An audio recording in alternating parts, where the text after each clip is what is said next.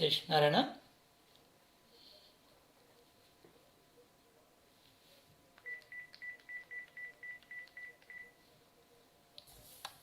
శ్రీరామ శ్రీరామ.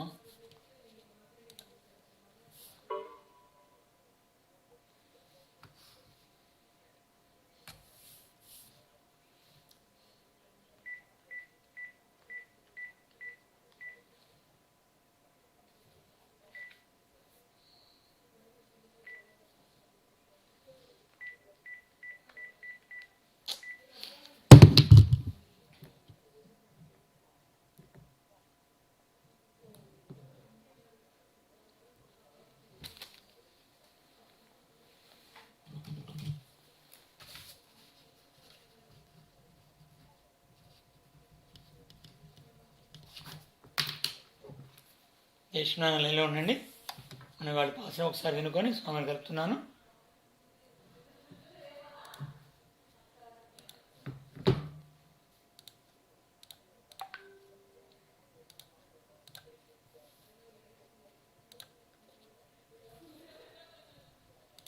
శ్రీరామ శ్రీరామ శ్రీరామ.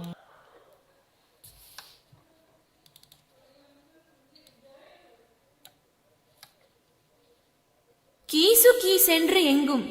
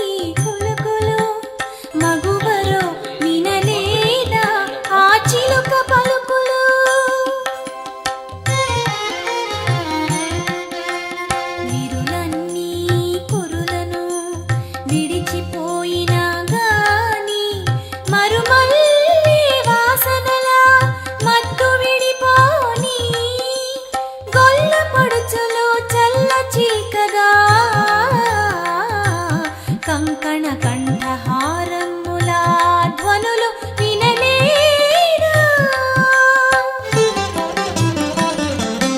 అన్ని వస్తువులందు హత్తుకుని ఉండియు కన్నులకు మనకెప్పుడు కనబడుచు ఉండు. ఆ కన్నయ్యగా పుట్టి హతమార్చ దుష్టులను విన్నవించినవన్నీ వినుచు నిదురింతువా? నీకు న్యాయమాయిది ఓ నాయకీమణి, నీ అంద చందాలు నిగ్గులను చూపుటకు ఆ స్వామికి అడ్డముగా అటుమల్లబోకు. తెరవమ్మ ద్వారమును తిమిరమంతము చేయగా. ఓ పిచ్చి పిల్ల తెల్లారెనమ్మా, ఓపికతో నిదురింక చాలించిలెమ్మా, చాలించిలెమ్మా. జై జై శ్రీమన్నారాయణ. లైన్లో ఉండండి. స్వామివారి లైన్లోకి వచ్చారు. మనం ఒకసారి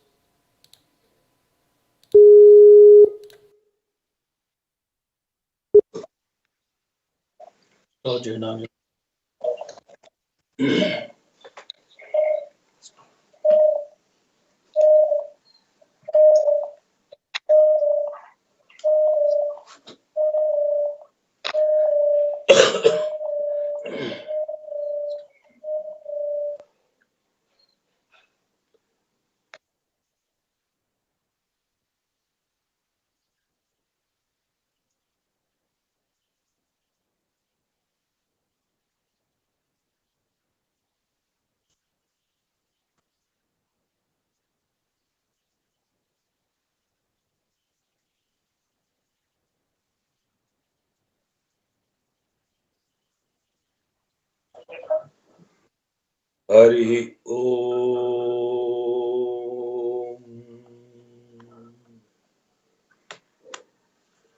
अस्मद्गुरुभ्यो नमः। श्रीमते रामानुजाय नमः।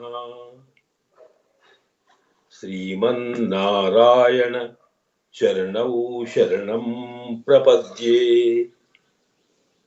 श्रीमते नारायणाय नमः।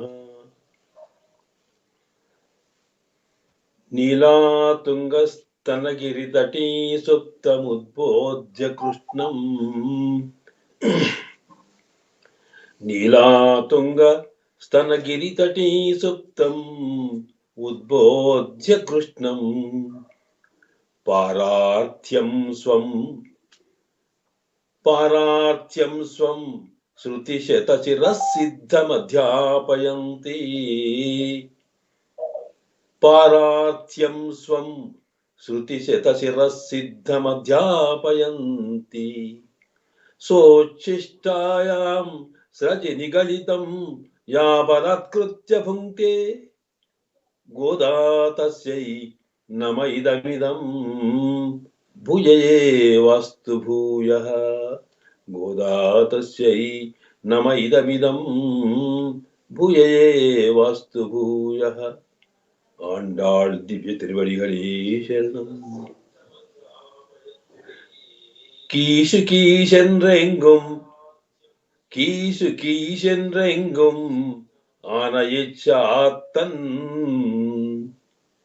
கீசு கீசென்றெங்கும் ஆனையிச்சாத்தன் கலந்து பேசின பேச்சரவம் கேட்டிலையோ பெண்ணே கீசு கீசென்றெங்கும் ஆனையச்சாத்தன் கலந்து பேசின பேச்சரவம் கேட்டிலையோ பெண்ணே காசம் பிறப்பும் கலகலப்ப காசம் பிறப்பும் கலகலப்ப கைபேர்த்து வாசனரும் குஷல்லாச்சியரு காசம் பிறப்பும் கலகலப்ப வாச நரங்குஜலாச்சியரு மத்தினால் ஓசை படைத்த தைரவம் கேட்டிலையோ நாயக பெண்பிள்ளாய் நாராயணன் மூர்த்தி கேசவனை பாடவும் நீ கேட்டே கிளத்தியோ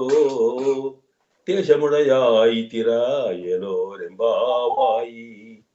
நாராயணன் மூர்த்தி கேசவனை பாடவும் நீ கேட்டே கிளத்தியோ தேசமுடையாய் திரவேலொரெம்பாவாய் கீசு கீசென்றெங்கும் ஆனைச்சாத்தன் கலந்து பேசின பேச்சரவன் கேட்டிலையோ பெண்ணே காசம் பிறப்பும் கல்கலப்ப கை பேர்த்து வாசனருங்குழல் ஆட்சியர் மத்தினால் ஓஷப்படுத்த தைரவன் கேட்டிலையோ நாயக பெம்பிள்ளாய் நாராயணன் மூர்த்தி கேசவனை பாடவும் நீ கேட்டே கிடத்தியோ தேசமுடையாய் திரவேலொரெம்பாவாய் ஆண்டாள் திவ்ய திருவடிகளே சரணம்.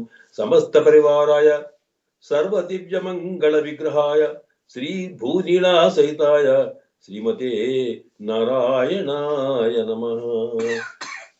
హరి ఓం. పరమ పూజ్య భాగవతోత్తములారా, ఈనాడు మనం ఆండాళ్ తల్లి కృప చేసిన తిరుప్పావై దివ్య ప్రబంధంలో 7వ పాశురం యొక్క విశేషాల్ని సేవించే ప్రయత్నం చేస్తాం. నిన్నటి పాశురంలో పుళ్ళుం సిలంబినహాన్ అనేటువంటి పాశురంలో ఆండాళ్ తల్లి నాయకత్వంలో మిగతా గోపికలంతా కూడా కలిసి తమ గోష్ఠిలోకి చేరనటువంటి 10 మంది ముఖ్యులైన కృష్ణ భగవానునికి అత్యంత ప్రియులైన గోపికలను కలుపుకోవడం కోసం వారి ఇంటి ముందుకు వెళ్ళి ఒక్కొక్కరిని ప్రార్థిస్తూ వారిని మేలుకొల్పి వారి అనుగ్రహాన్ని తమ మీద పొందేట్టుగా చేసుకుని వారిని ముందుంచుకొని కృష్ణ భగవాను దగ్గరికి వెళ్ళడానికి ప్రయత్నం చేస్తూ మొదటి గోపిక ఇంటికి వెళ్ళారు. పుండం శిలంబినహ అనే పాశురంలో. అందులో ఆ గోపికను తమకు అనుగ్రహం కలిగేట్టుగా చేసుకొని తమలో చేర్చుకొని ఆమెను ముందుంచుకొని ఆ తర్వాత రెండవ గోపిక ఇంటికి వెళ్ళారు. అంటే మొదటి గోపిక కన్నా ఈ రెండవ గోపిక కృష్ణ పరమాత్మునికి కాస్త మరింత దగ్గరది అని అర్థం అన్నమాట. అందువల్ల ఆమెను కూడా తమ గోష్ఠిలో చేర్చుకొని ఆమెను ముందుంచుకొని కృష్ణ భగవాను సేవించుకోవడానికి వెళ్ళాలనే ఉద్దేశంతో రెండవ గోపిక యొక్క ఇంటి ముందుకు వెళ్ళారు వీళ్ళు. వెళ్తే ఆమె కూడా ఇంట్లో హాయిగా పడుకోంది. ఈ మొదటి గోపిక ఇంటి ముందు ఎలాగా అందమైన చెట్లు ఉన్నాయో దాన్ని ఆధారంగా చేసుకొని వాటిని పట్టుకొని పక్షులు ఎలాగా అక్కడే జీవిస్తూ ఉన్నాయో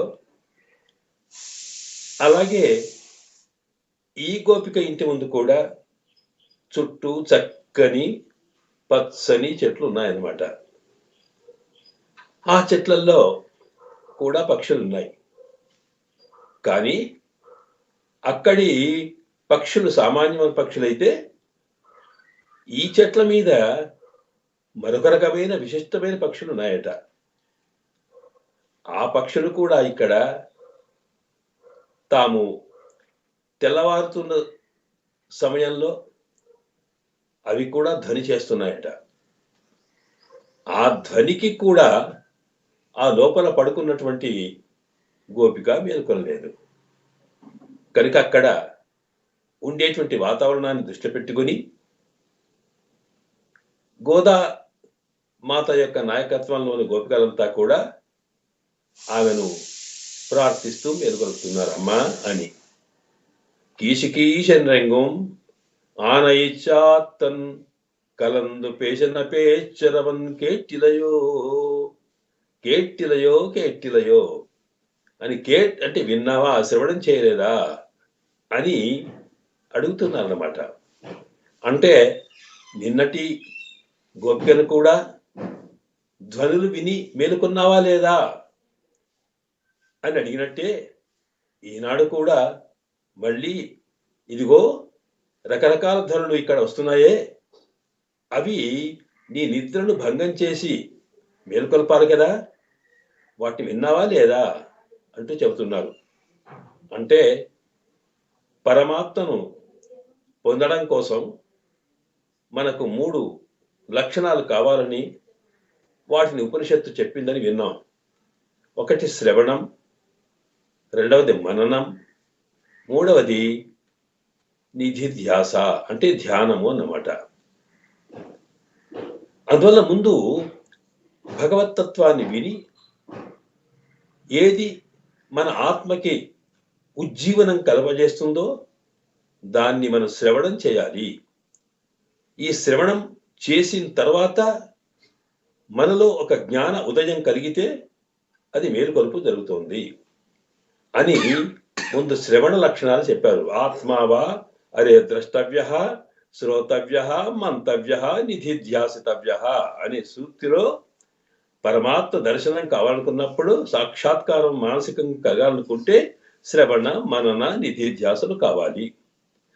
అలాంటి శ్రవణం ముందు కావాలి కనుక ఈ శ్రవణం చేస్తున్నావా లేదా, చేసినా మేల్కొలేదా అని అడుగుతుందన్నమాట. అయితే ఈ శ్రవణం చేయడంలో, శబ్దమును వినడంలో 2 రకాల ఉంటుంది. ఒకటి సామాన్యంగా శబ్దాన్ని వినడం, ఆ శబ్దానికి మేల్కొలుపు జరగడం. చప్పుడు విన్నా నిద్రలో పోయిన వాడు ఉన్నారనుకోండి, ఏదో చప్పుడైంది, ఆ ధ్వనికే మేలుక వస్తూ ఉంది.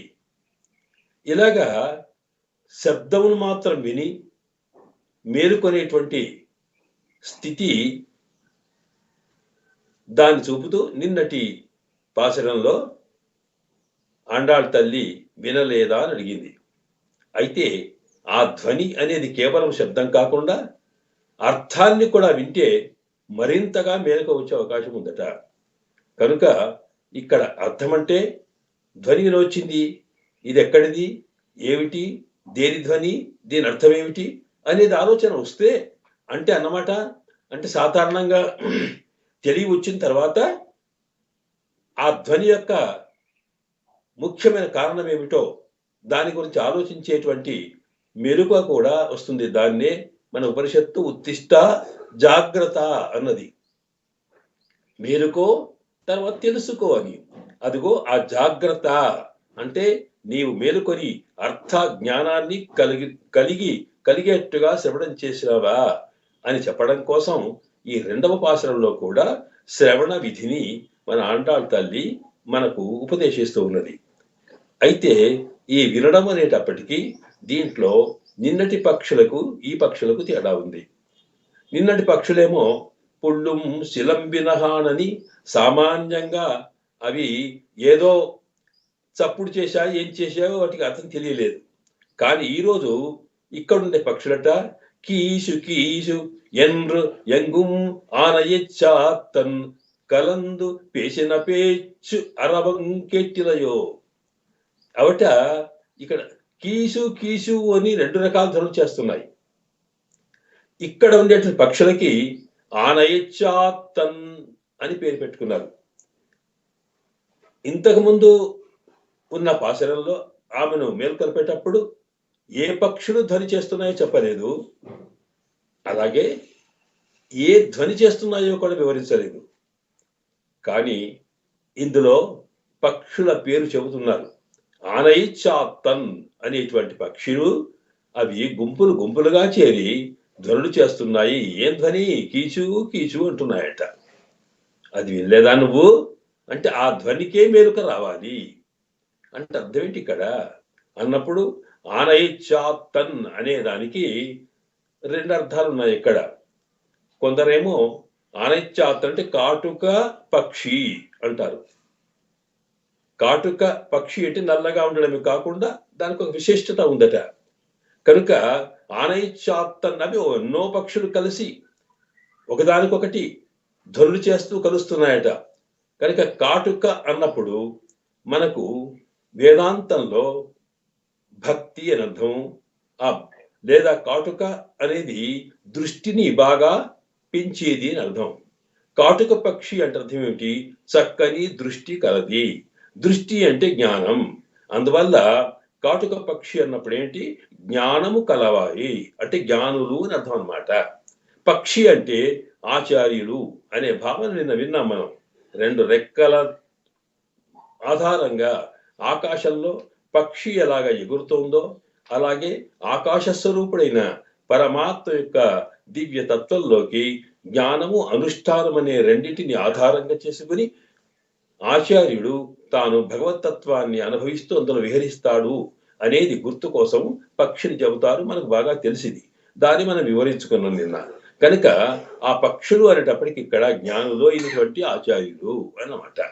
వాళ్ళు ఏం చేస్తున్నారు అంటే తమకున్న జ్ఞానాన్ని కలందు పేసిన పేచ్చు ఒకరికొకరు కలిసి ఎక్కడైతే సామాన్యంగా విద్వాంసులు ఉంటారో, జ్ఞానులు ఉంటారో, ఆధ్యాత్మిక తత్వవేత్తలు ఉంటారో, అలాగే విద్యావంతులు ఎక్కడ ఉంటారో వాళ్ళంతా ఒకే రకమైనటువంటి జ్ఞానం కలవారైతే ఒకరి జ్ఞానాన్ని మరొకరు పంచుకునే ప్రయత్నం చేస్తారు. దానివల్ల చర్చ గోష్ఠి తెలుస్తుంది అన్నమాట. అందువల్లే బోధయంతః పరస్పరం ఆ పరమాత్మ అనుభవాన్ని కూడా ఋషులంతా కూడా ఒకరొకరు అనుభవించేటప్పుడు మీ అనుభవం ఏమిటి, మా అనుభవం ఏమిటి చెప్పుకుంటున్నారు. శ్వేతేతర ఉపనిషత్తు అని ఒక ఉపనిషత్తు ఉంది. ఆ ఉపనిషత్తు యొక్క ప్రారంభంలో మనకి ఋషులు అక్కడ ఉపనిషత్తు చెబుతోంది. పూర్వంలో ఋషులంతా కూడా తాము తపస్సంపన్నులై తమ సమాధినిష్టలో ఉన్నప్పుడు భగవతత్వాన్ని లేక సృష్టి రహస్యాల్ని తాము ఏ రకంగా కనుక్కున్నారో, ఏ రకంగా అనుభవించారో అది అందరూ కలిసి చర్చించుకునేదట. మనం ఈ రోజుల్లో కూడా చేస్తామే. ఎక్స్పర్ట్స్ ఉన్నప్పుడు ఒక విషయంలో బాగా తెలిసిన వాళ్ళు ఉంటే వాళ్ళంతా ఒక సదస్సు చేసి వాళ్ళంతా ఒక చోట చేరి దానికి వాళ్ళకుండే అనుభవాలను చర్చించుకొని దాని మీద ఒక శాస్త్ర నిర్ణయం చేస్తారు. అలాగే ఈ పరమాత్మ ఎలా ఉంటాడు, ఈ సృష్టి ఏమిటి, దీని గురించినటువంటి బాగా ఆలోచించిన వారు ఋషులు. ఋషులు అంటే ద్రష్టలు అన్నమాట. మనకు మోడర్న్ సైంటిస్టులు అని ఎవరిని అంటున్నామో, శాస్త్రజ్ఞులు అంటున్నామో వాళ్ళనే మన వేదాంతం ఋషులు అంటుందన్నమాట. అంటే మనకు సామాన్యంగా కనిపించినటువంటి తెలియనటువంటి అంశాన్ని తాము పరిశోధించి కనుక్కొని తెలుసుకొని ఆ జ్ఞానాన్ని తాము అనుభవించి లోకానికి అందించగలిగేటువంటి వాళ్ళు శాస్త్రజ్ఞులు అంటామే. అలాంటి శాస్త్రజ్ఞులకు వేదాంత శాస్త్రజ్ఞులు ఉన్న వాళ్ళు పూర్వంలో ఋషులు అనేవాళ్ళు అనమాట. కనుక ఆ ఋషులంతా కూడా వాళ్ళు ఏం చేసేది, ఎవరెవరి అనుభవం ఎట్లా ఉందో ఒకసారి కూర్చొని ఆ అనుభవాన్ని అంతా కూడా చర్చించుకునేవారట. వాటిని ఋషుల యొక్క సదస్సు, పరిషత్తు అనేవాళ్ళు. అలాగ చర్చిస్తూ ఉన్న సందర్భంలో అక్కడ ఉండి మిగతా వాళ్ళు సేవించేవాళ్ళట. అట్లాగా ఎక్కడైతే జ్ఞానులు కలిసి ఉంటారో, ఎక్కడైతే విద్యావంతులు లేదా విషయాన్ని కలిసి ఉంటారో అలాంటి చోట వాళ్ళు చర్చిస్తున్న సందర్భంలో మనము కూడా అక్కడ ఉండి వాళ్ళ చర్చాగోష్ఠిలో దగ్గరగా ఉండి వాళ్ళ చర్చను వింటూ ఉంటే మనకు కూడా ఒక రకమైన జ్ఞానం కలుగుతోంది. కనుక సాధారణంగా మన జ్ఞాన వికాసం కలగాలంటే అలాంటి పండిత గోష్ఠిలో లేకపోతే జ్ఞానులు కలిసిన చోటను వారు చేసేటువంటి చర్చలను వింటూ ఉండాలి. అలా వినడం వల్ల కూడా అద్భుతమైనటువంటి ఒక జ్ఞానం మనలో కలిగి అది తెలివి వస్తుంది అని సూచించడం కోసం ఇక్కడ ఆనయిచ్చాతన్ కలందు పేసిన పేచ్చు, అందరు కలిసి ఒకరితో ఒకరు చెప్పుకున్న మాట ఉందే, ఆ మాటలో వచ్చేటువంటి అరవం అంటే ధ్వని, దానివల్ల తేలిన సారాంశం ఏమిటి, అది నీవెప్పుడైనా సేవించావా? సేవించడం చాలా అవసరం అన్నారనమాట. కనుక అయితే ఇక్కడ పక్షులు అంటే ఎవరు అన్నప్పటికీ ఆనైచాత్తన్ అనే దానికి మరొక అర్థం కూడా చెప్పుకోవడం జరుగుతుంది. ఆనైచాత్తన్ అనేది భరద్వాజ పక్షి అనేటువంటి ఒక పక్షి ఉందని దానికి ఆనైచాత్తన్ అంటారు. ఈ భరద్వాజ పక్షులనే ఎందుకు ఇక్కడ ఉదాహరించుకున్నది అన్నప్పుడు భరద్వాజ పక్షి అనేటప్పటికీ భరద్వాజ మహర్షి మనకు గుర్తుకొస్తాడు. భరద్వాజ మహర్షి మహాశక్తి సంపన్నుడు. ఆయన 100 ఏళ్ళు తపస్సు చేశాడనమాట. ఆయన ఇంద్రియ నిగ్రహం కలిగి ఉండి వేదములో అంతము చూడడం కోసం, వేద అర్థాన్ని తెలుసుకోవడం కోసం తాను అనేక ఏళ్ళు ప్రయత్నం చేశాడట. ముందుగా తాను ఒక 100 ఏళ్ళు వేదాన్ని చదువుకున్నాడు. చదువుకున్న తర్వాత ఆ చదువుకున్నటువంటి వేదము మరింతగా పూర్తి కాకపోతే ఇంకొక దీన్నే మనుష్యుల యొక్క ఆయుష్యం అంటామే. మన ఆయుష్యం, మానవుల యొక్క ఆయుష్యం 100 ఏళ్లే. అయ్యో ఇది పూర్తి కాలేదనుకొని మళ్ళీ బ్రహ్మ దేవుణ్ణి ప్రార్థించాడట. ప్రార్థిస్తే ఏమిటయ్యా, ఏం కావాలి నీకు? ఏమీ లేదు, నాకు వేదమును సంపూర్ణంగా తెలుసుకోవాలనేటువంటి కోరిక ఉంది కనుక స్వామి మరొక 100 ఏళ్ళు నాకు ఆయుష్ ఇస్తే బాగుండు అన్నారట. సరే అన్నాడు. మరీ 100 ఏళ్ళు చదివినా అక్కడికి పూర్తి కాలే. మళ్ళీ స్వామిని బ్రహ్మదేవుణ్ణి ప్రార్థించాట. మరొక 100 ఏళ్ళు కోరుకున్నాడు. ఇలాగ 300 ఏళ్ళు, దీన్ని 3 ఆయుష్యులు అంటామే. ఇలా చేసినప్పటికీ మళ్ళీ పూర్తి కాకపోతే అప్పుడు బ్రహ్మదేవుడు అన్నట, అయ్యా నీ వల్ల ఏమీ కాదు, ఇది అనంతమైనటువంటి వేద సాగరం ఇది. దీంట్లో నీవు తెలుసుకున్నది ఏదో కొంత మాత్రమే. కనుక దీన్ని సంపూర్ణంగా తెలుసుకునే శక్తి ఎవరికే ఉండదు. కనుక నీవు ఇక్కడికే తృప్తి పడు అంటూ బ్రహ్మదేవుడు చెప్పాడని మనకు కథలు చెబుతూ ఉన్నాయి ఉపనిషత్తుల్లో. కనుక భరద్వాజ మహర్షి కేవల తపస్సంపన్నుడై బ్రహ్మాండమైనటువంటి ఇంద్రియ నిగ్రహం కలిగి విజ్ఞానం కలిగినటువంటి వేద సంపన్నుడు ఆయన. అలాంటి వాడు భరద్వాజులు లాంటి, అంటే అక్కడ అనైత్యాత్త అంటే భరద్వాజ పక్షి అన్నమాట. అలాంటి భరద్వాజుడు చెప్పినటువంటి అంశాన్ని అందరూ కలిసి చర్చిస్తూ ఉన్నారట. ఏం చెప్పాడు భరద్వాజుడు అంటే, పరమాత్మ తత్వాన్ని వేదాలు చెప్పినా వేదముల యొక్క సారాంశం ఏమిటి అన్నప్పుడు భగవంతుని కన్నా భగవద్భక్తులను మనం ఆదరించడమే చాలా అవసరము. ఎందుకనకంటే భగవద్గీతలో కృష్ణ భగవాన్ చెప్పుకున్నాడు, జ్ఞానీతు ఆత్మైవ మే మతం. జ్ఞాని అయినవాడు నా ఆత్మ లాంటివాడు. జ్ఞాని అత్యర్థం మమ ప్రియ. అసలు నన్ను ప్రేమించేటువంటి భక్తుని కన్నా అంతకన్నా పదంతలో మూరంతలో నాకు ఎంతో ప్రియమైన వాడు నా భక్తుడు, కనుక నేను అతనికి అధీనమైన వాడిని కృష్ణ భగవానుడు చెప్పినటువంటి అంశాన్ని దృష్టి పెట్టుకున్నప్పుడు భగవంతునికి భాగవతోత్తములంటే జ్ఞానులంటే ఎంతో ప్రేమ, వాళ్ళకి అధీనమై ఉంటాడు. కనుక మనం భగవత్ సేవ వల్ల భగవంతుడు పొందే తృప్తి కన్నా సంతోషం కన్నా భగవద్ బంధువులు భాగవతోత్తములు ఎవరైతే ఉంటారో, భక్తులు ఎవరైతే ఉంటారో వాళ్లను సేవ చేయడం అనేది పరమాత్మకు అత్యంతమైనటువంటి ఇష్టము అనే సిద్ధాంతాన్ని చెప్పడం కోసం భాగవత తదీయారాధన తస్మాత్ పరతరం ప్రోక్తం. ఆ పరమాత్మ యొక్క పరమాత్మకు చేసే సేవ కన్నా ఈ భక్తుల విషయంలో చేసేటువంటి ఆరాధన ఉందే, తస్మాత్ పరతరం ప్రోక్తం తదీయారాధనం నృప అంటాడు. తదీయులు అంటే పరమాత్మకు సంబంధించిన వాడు అనమాట.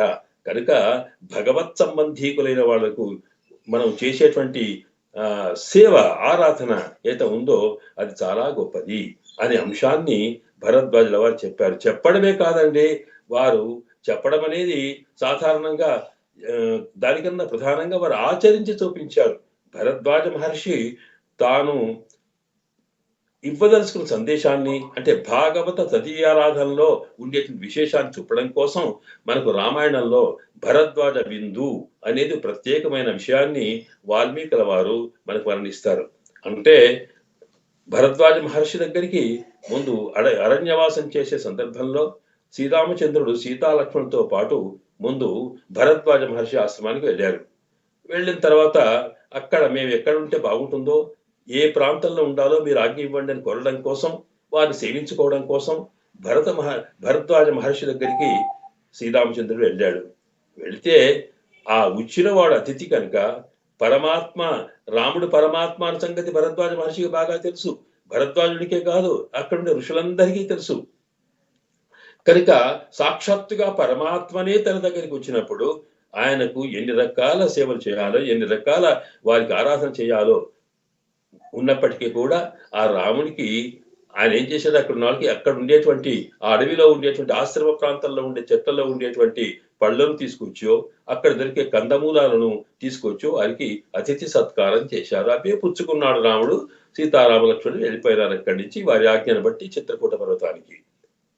ఆ తర్వాత మళ్ళీ భరతుడు శ్రీరామచంద్రుడిని ఎలాగైనా సరే ఒప్పించి మళ్ళీ అయోధ్యకు రప్పించి ఆయనను పట్టాభిషిక్తులు చేయాలి, రాజుగా చేయాలనే కోరికతో భరతుడు తన సైన్యంతో సపరివారంగా అక్కడికి మళ్ళీ రాముడి కోసం బయలుదేరాడనే సంగతి అయోధ్యకాండ చెబుతూ ఉంది. అక్కడికి వెళ్ళేటప్పటికి అలాగే ఈయన కూడా ముందు భరద్వాజాశ్రమానికి వెళ్ళాడు. భరద్వాజాశ్రమానికి వెళ్ళగానే అక్కడ కాసేపు భరద్వాజుని యొక్క అంతరంగం ఏమిటో బాగా పరీక్షించాడు. భరతుని యొక్క అంతరంగం ఏమిటో బాగా పరీక్షించాడు భరద్వాజ మహర్షి. ఆ తర్వాత ఈయన రాముడి కోసం అత్యంతంగా తాను అంకితమైన స్థితిలో ఉన్నాడని, రాముడి కోసం తపిస్తున్నాడని సంగతి తెలిసినప్పుడు ఆనందం కలిగి అప్పుడు ఆ భరతుడికి ఆ భరతుని సైన్యానికి అద్భుతమైన విందిచ్చాడట. భరతుడు నేను సెలవు తీసుకుంటాను స్వామి అన్నా, అది కాదు, ఇదిగో ఈ రాత్రి ఇక్కడ ఉండండి, ఈ రాత్రి ఒకసారి మీ ఆశ్రమంలో మాకెందుకంటే అలా కాదు, మీ వచ్చిన సైన్యానికి అందరికీ కూడా నేను అతిథి సత్కారం చేయాల్సిన బాధ్యత ఉంది అంటూ అక్కడ భరతుణ్ణి ఒప్పించి ఆయన యొక్క సైన్యంతో పాటు ఆ ఆశ్రమ ప్రాంతాల్లో ఉండేట్టుగా చేశాడట. అప్పుడు వాళ్ళకి విందు చేశాడని మనకు వాల్మీకులు వర్ణిస్తారు భరద్వాజ విందులో. మరి భరద్వాజ దగ్గర ఎవరున్నారు? అక్కడ ఇంట్లో కుటుంబమా, గృహస్థాశ్రమా? ఏమీ లేదు. అప్పుడు ఒక్కసారి తాను ఆచమ్య ప్రాణానాయమ్య అని ఒక్కసారి తాను తీర్థాన్ని పుచ్చుకొని మంత్రపూతంగా పవిత్రమైపోయి ఆ తర్వాత తపస్సులోకి సమాధిలోకి వెళ్ళి ఒక్కొక్కసారి ఒక్కొక్క దేవతను ప్రార్థించాడట. ప్రార్థించడం ఏమిటి, తాను తపశ్శక్తితోటి వాళ్ళని ఆహ్వానించి ఇదిగో ఈ విందుకు కావలసిన ఏర్పాట్లను చేయమని చెప్తే అక్కడ అంటే దేవతలకు ప్రధానమైనటువంటి విశ్వకర్మ వచ్చి కావలసినటువంటి భవనాన్ని ఏర్పాటు చేశాడట. నదులన్నీ తర్వాత అగ్నిదేవుడు వచ్చి వంటకి ఏర్పాటు చేశాడు. మిగతా నీళ్ళ వనదేవత వచ్చి ఆహారాన్ని ఇస్తూ వచ్చింది. నదులన్నీ వచ్చి కూడా అవి బ్రహ్మాండమైనటువంటి ఏర్పాటు చేశాడట. జలకి సంబంధించినవి ప్రత్యేకంగా సామాన్యమైన ఆ విందులో భరతుడికి ఏదైనా సైనికులకు కావలసినటువంటి విందును అద్భుతంగా ఇచ్చాడు ఆయన.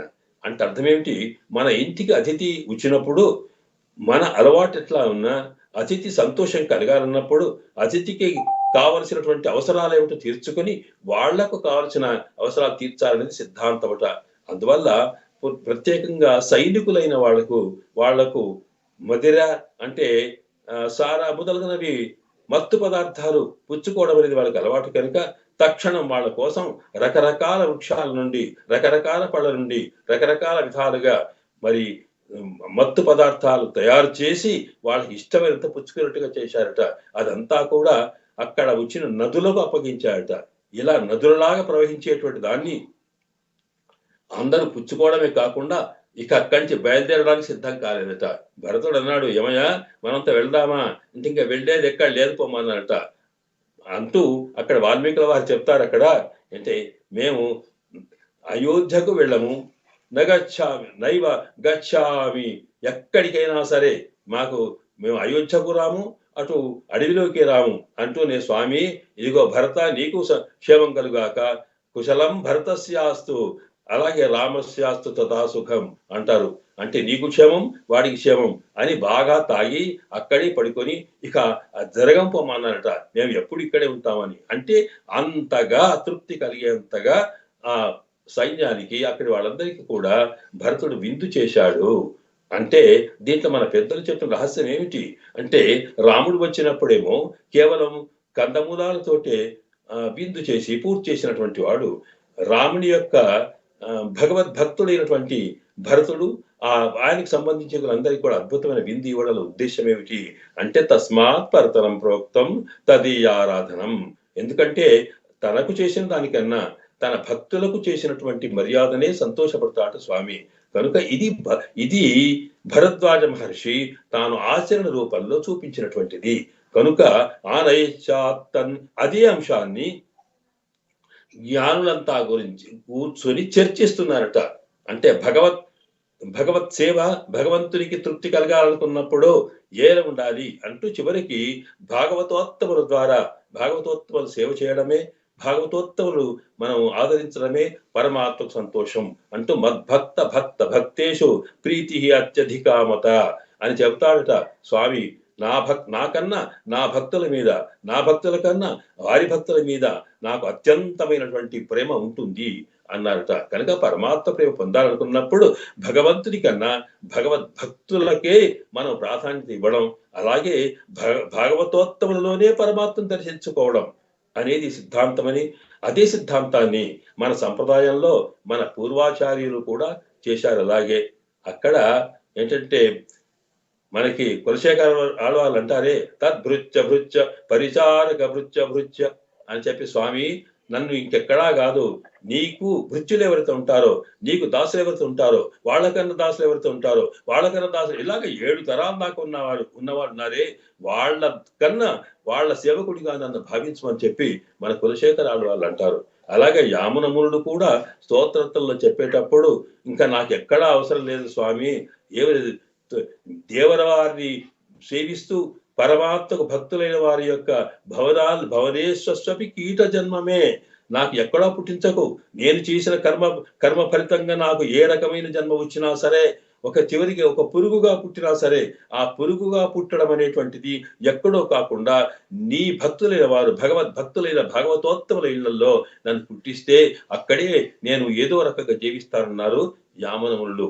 అంటే అద్భుతమైనటువంటి మహాతపస్సంపన్నులై పూర్వాచరులైనటువంటి మన వాళ్ళంతా కూడా భాగవత కృపని భాగవత సేవని గొప్పగా భావించారు కాబట్టి అదే పరమాత్మకి ఆనందం కలగజేస్తుంది కాబట్టి ఇందులో తెలుసుకోవాల్సిన అవసరం ఏమిటి కనుక ఈ ఈ పక్షులన్నీ కూడా అంటే జ్ఞానులంతా కూడా నిర్ణయించింది ఏమిటి అంటే భగవంతుని కన్నా భాగవత గోష్ఠిలో పాల్గొవడం, భాగవత ఆజ్ఞను పరిపాలించడం, భాగవత సేవ చేయడం, భగవద్భక్తుల సేవ చేయడం అనే ప్రధానమైన అంశం నువ్వు విన్నావా లేదా అంటూ కీషు కీషు ఎన్ను ఎంగము అనైచాత్తన్ కనుక పక్షుల ధ్వని విని తెలియడము తెలివి వచ్చిందా లేదా అనేది సామాన్యమైన నిద్రకి.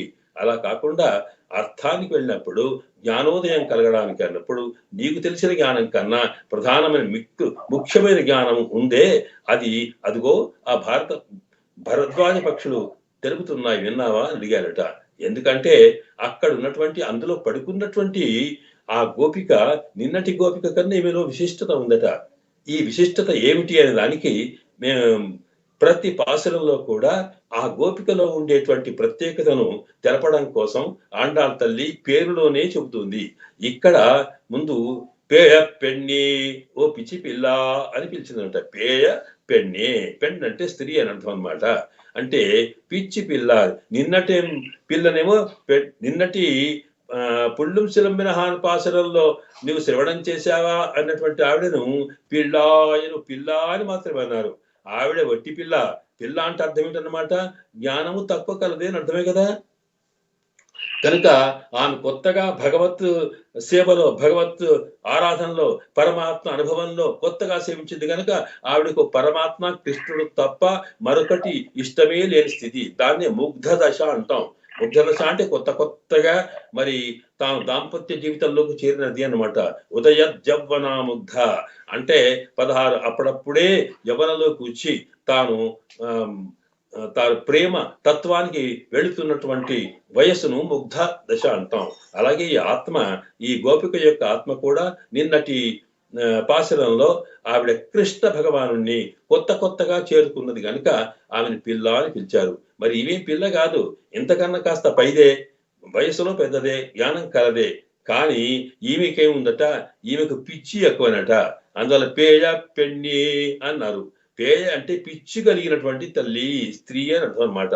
ఏమిటా పిచ్చి? పిచ్చి అన్నప్పుడు దేని మీద బాగా ఇష్టం ఉంటుందో అది తప్ప మరొకటి ఆలోచన ఉండదో, మానసికంగా ఎప్పుడు దాని గురించి ఆలోచిస్తూ దాన్నే భావిస్తుండే స్థితికి మనం పిచ్చి అంటామే. అట్లాగే అంటే లోకల్లో సామాన్యమైన సమాజంలో ఉండేవాళ్ళు వాళ్ళ నడక కన్నా, వాళ్ళ ఆలోచన కన్నా విరుద్ధ రీతిలో ప్రత్యేకంగా ఏదైతే ఉంటుందో అలాంటి దాన్ని పిచ్చి అంటారు. అందుకొరకే మన కులశేఖర ఆళ్వాళ్ళు అంటారు పెరుమాళ్ తిరుపతిలో, లోకమంతా స్వామి నన్ను పిచ్చి పిచ్చి అంటున్నారు, కానీ ఏమిటి పిచ్చి అంటే మహారాజు అయినప్పటికీ కూడా తాను పరిపాలనలో ఉండకుండా శ్రీ వైష్ణవులు, భాగవతోత్తములు, భగవంతుడు అనుకుంటూ ఇలాగ అందులోనే సామాన్య కాలం గడుపుతూ ఉంటే ఏం పిచ్చి ఎనకి అన్నారట లోకమంతా అనుకునేవాళ్ళు. కనుక పరమాత్మ నన్ను పిచ్చి అంటున్నారు కానీ నా దృష్టిలో వీళ్ళంతా పిచ్చివాళ్లే, ఎందుకంటే ఏది తెలుసుకోవాలో తెలియదు అంటారు. కనుక కులశేఖరాలు వాళ్లకు కృష్ణ తత్వం మీద, కృష్ణ భగవాను మీద, రామతత్వం మీద ఎంతటి ప్రేమ ఉందో ఆ ప్రేమని పిచ్చిగా భావించినట్టే ఇక్కడ కూడా ఈ గోపికకి ఈమెకి పిచ్చి ప్రేమనట కృష్ణుని మీద. అంటే ఎందుకు పిచ్చి అంటున్నామంటే ఈమెకు తెలుసు, తెలియకపోవడం కాదు. ఏంటంటే భగవంతుని కన్నా భగవద్భక్తులను ఆరాధించాలి, భగవద్భక్తులతో కలిసి ఉండాలి అని తెలిసినా ఈవిడ భగవదానందంలో, కృష్ణానందంలో ఎంత మునిగిపోయిందంటే ఆ సంగతిని కూడా మర్చిపోయిందట. అందుకొరకే అక్కడనేమో విన్నావా అన్నదట. అంటే ఇక్కడనేమో విని కూడా పడుకున్నావా తల్లి అంటే ఈ సంగతి తెలిసి కూడా నువ్వు అలాగే మాలో కలవకుండా ఉన్నావా అంటూ అక్కడ చెబుతూ భాగవత తత్వాన్ని వివరించడం కోసం ముందు మాట చెప్పిందన్నమాట.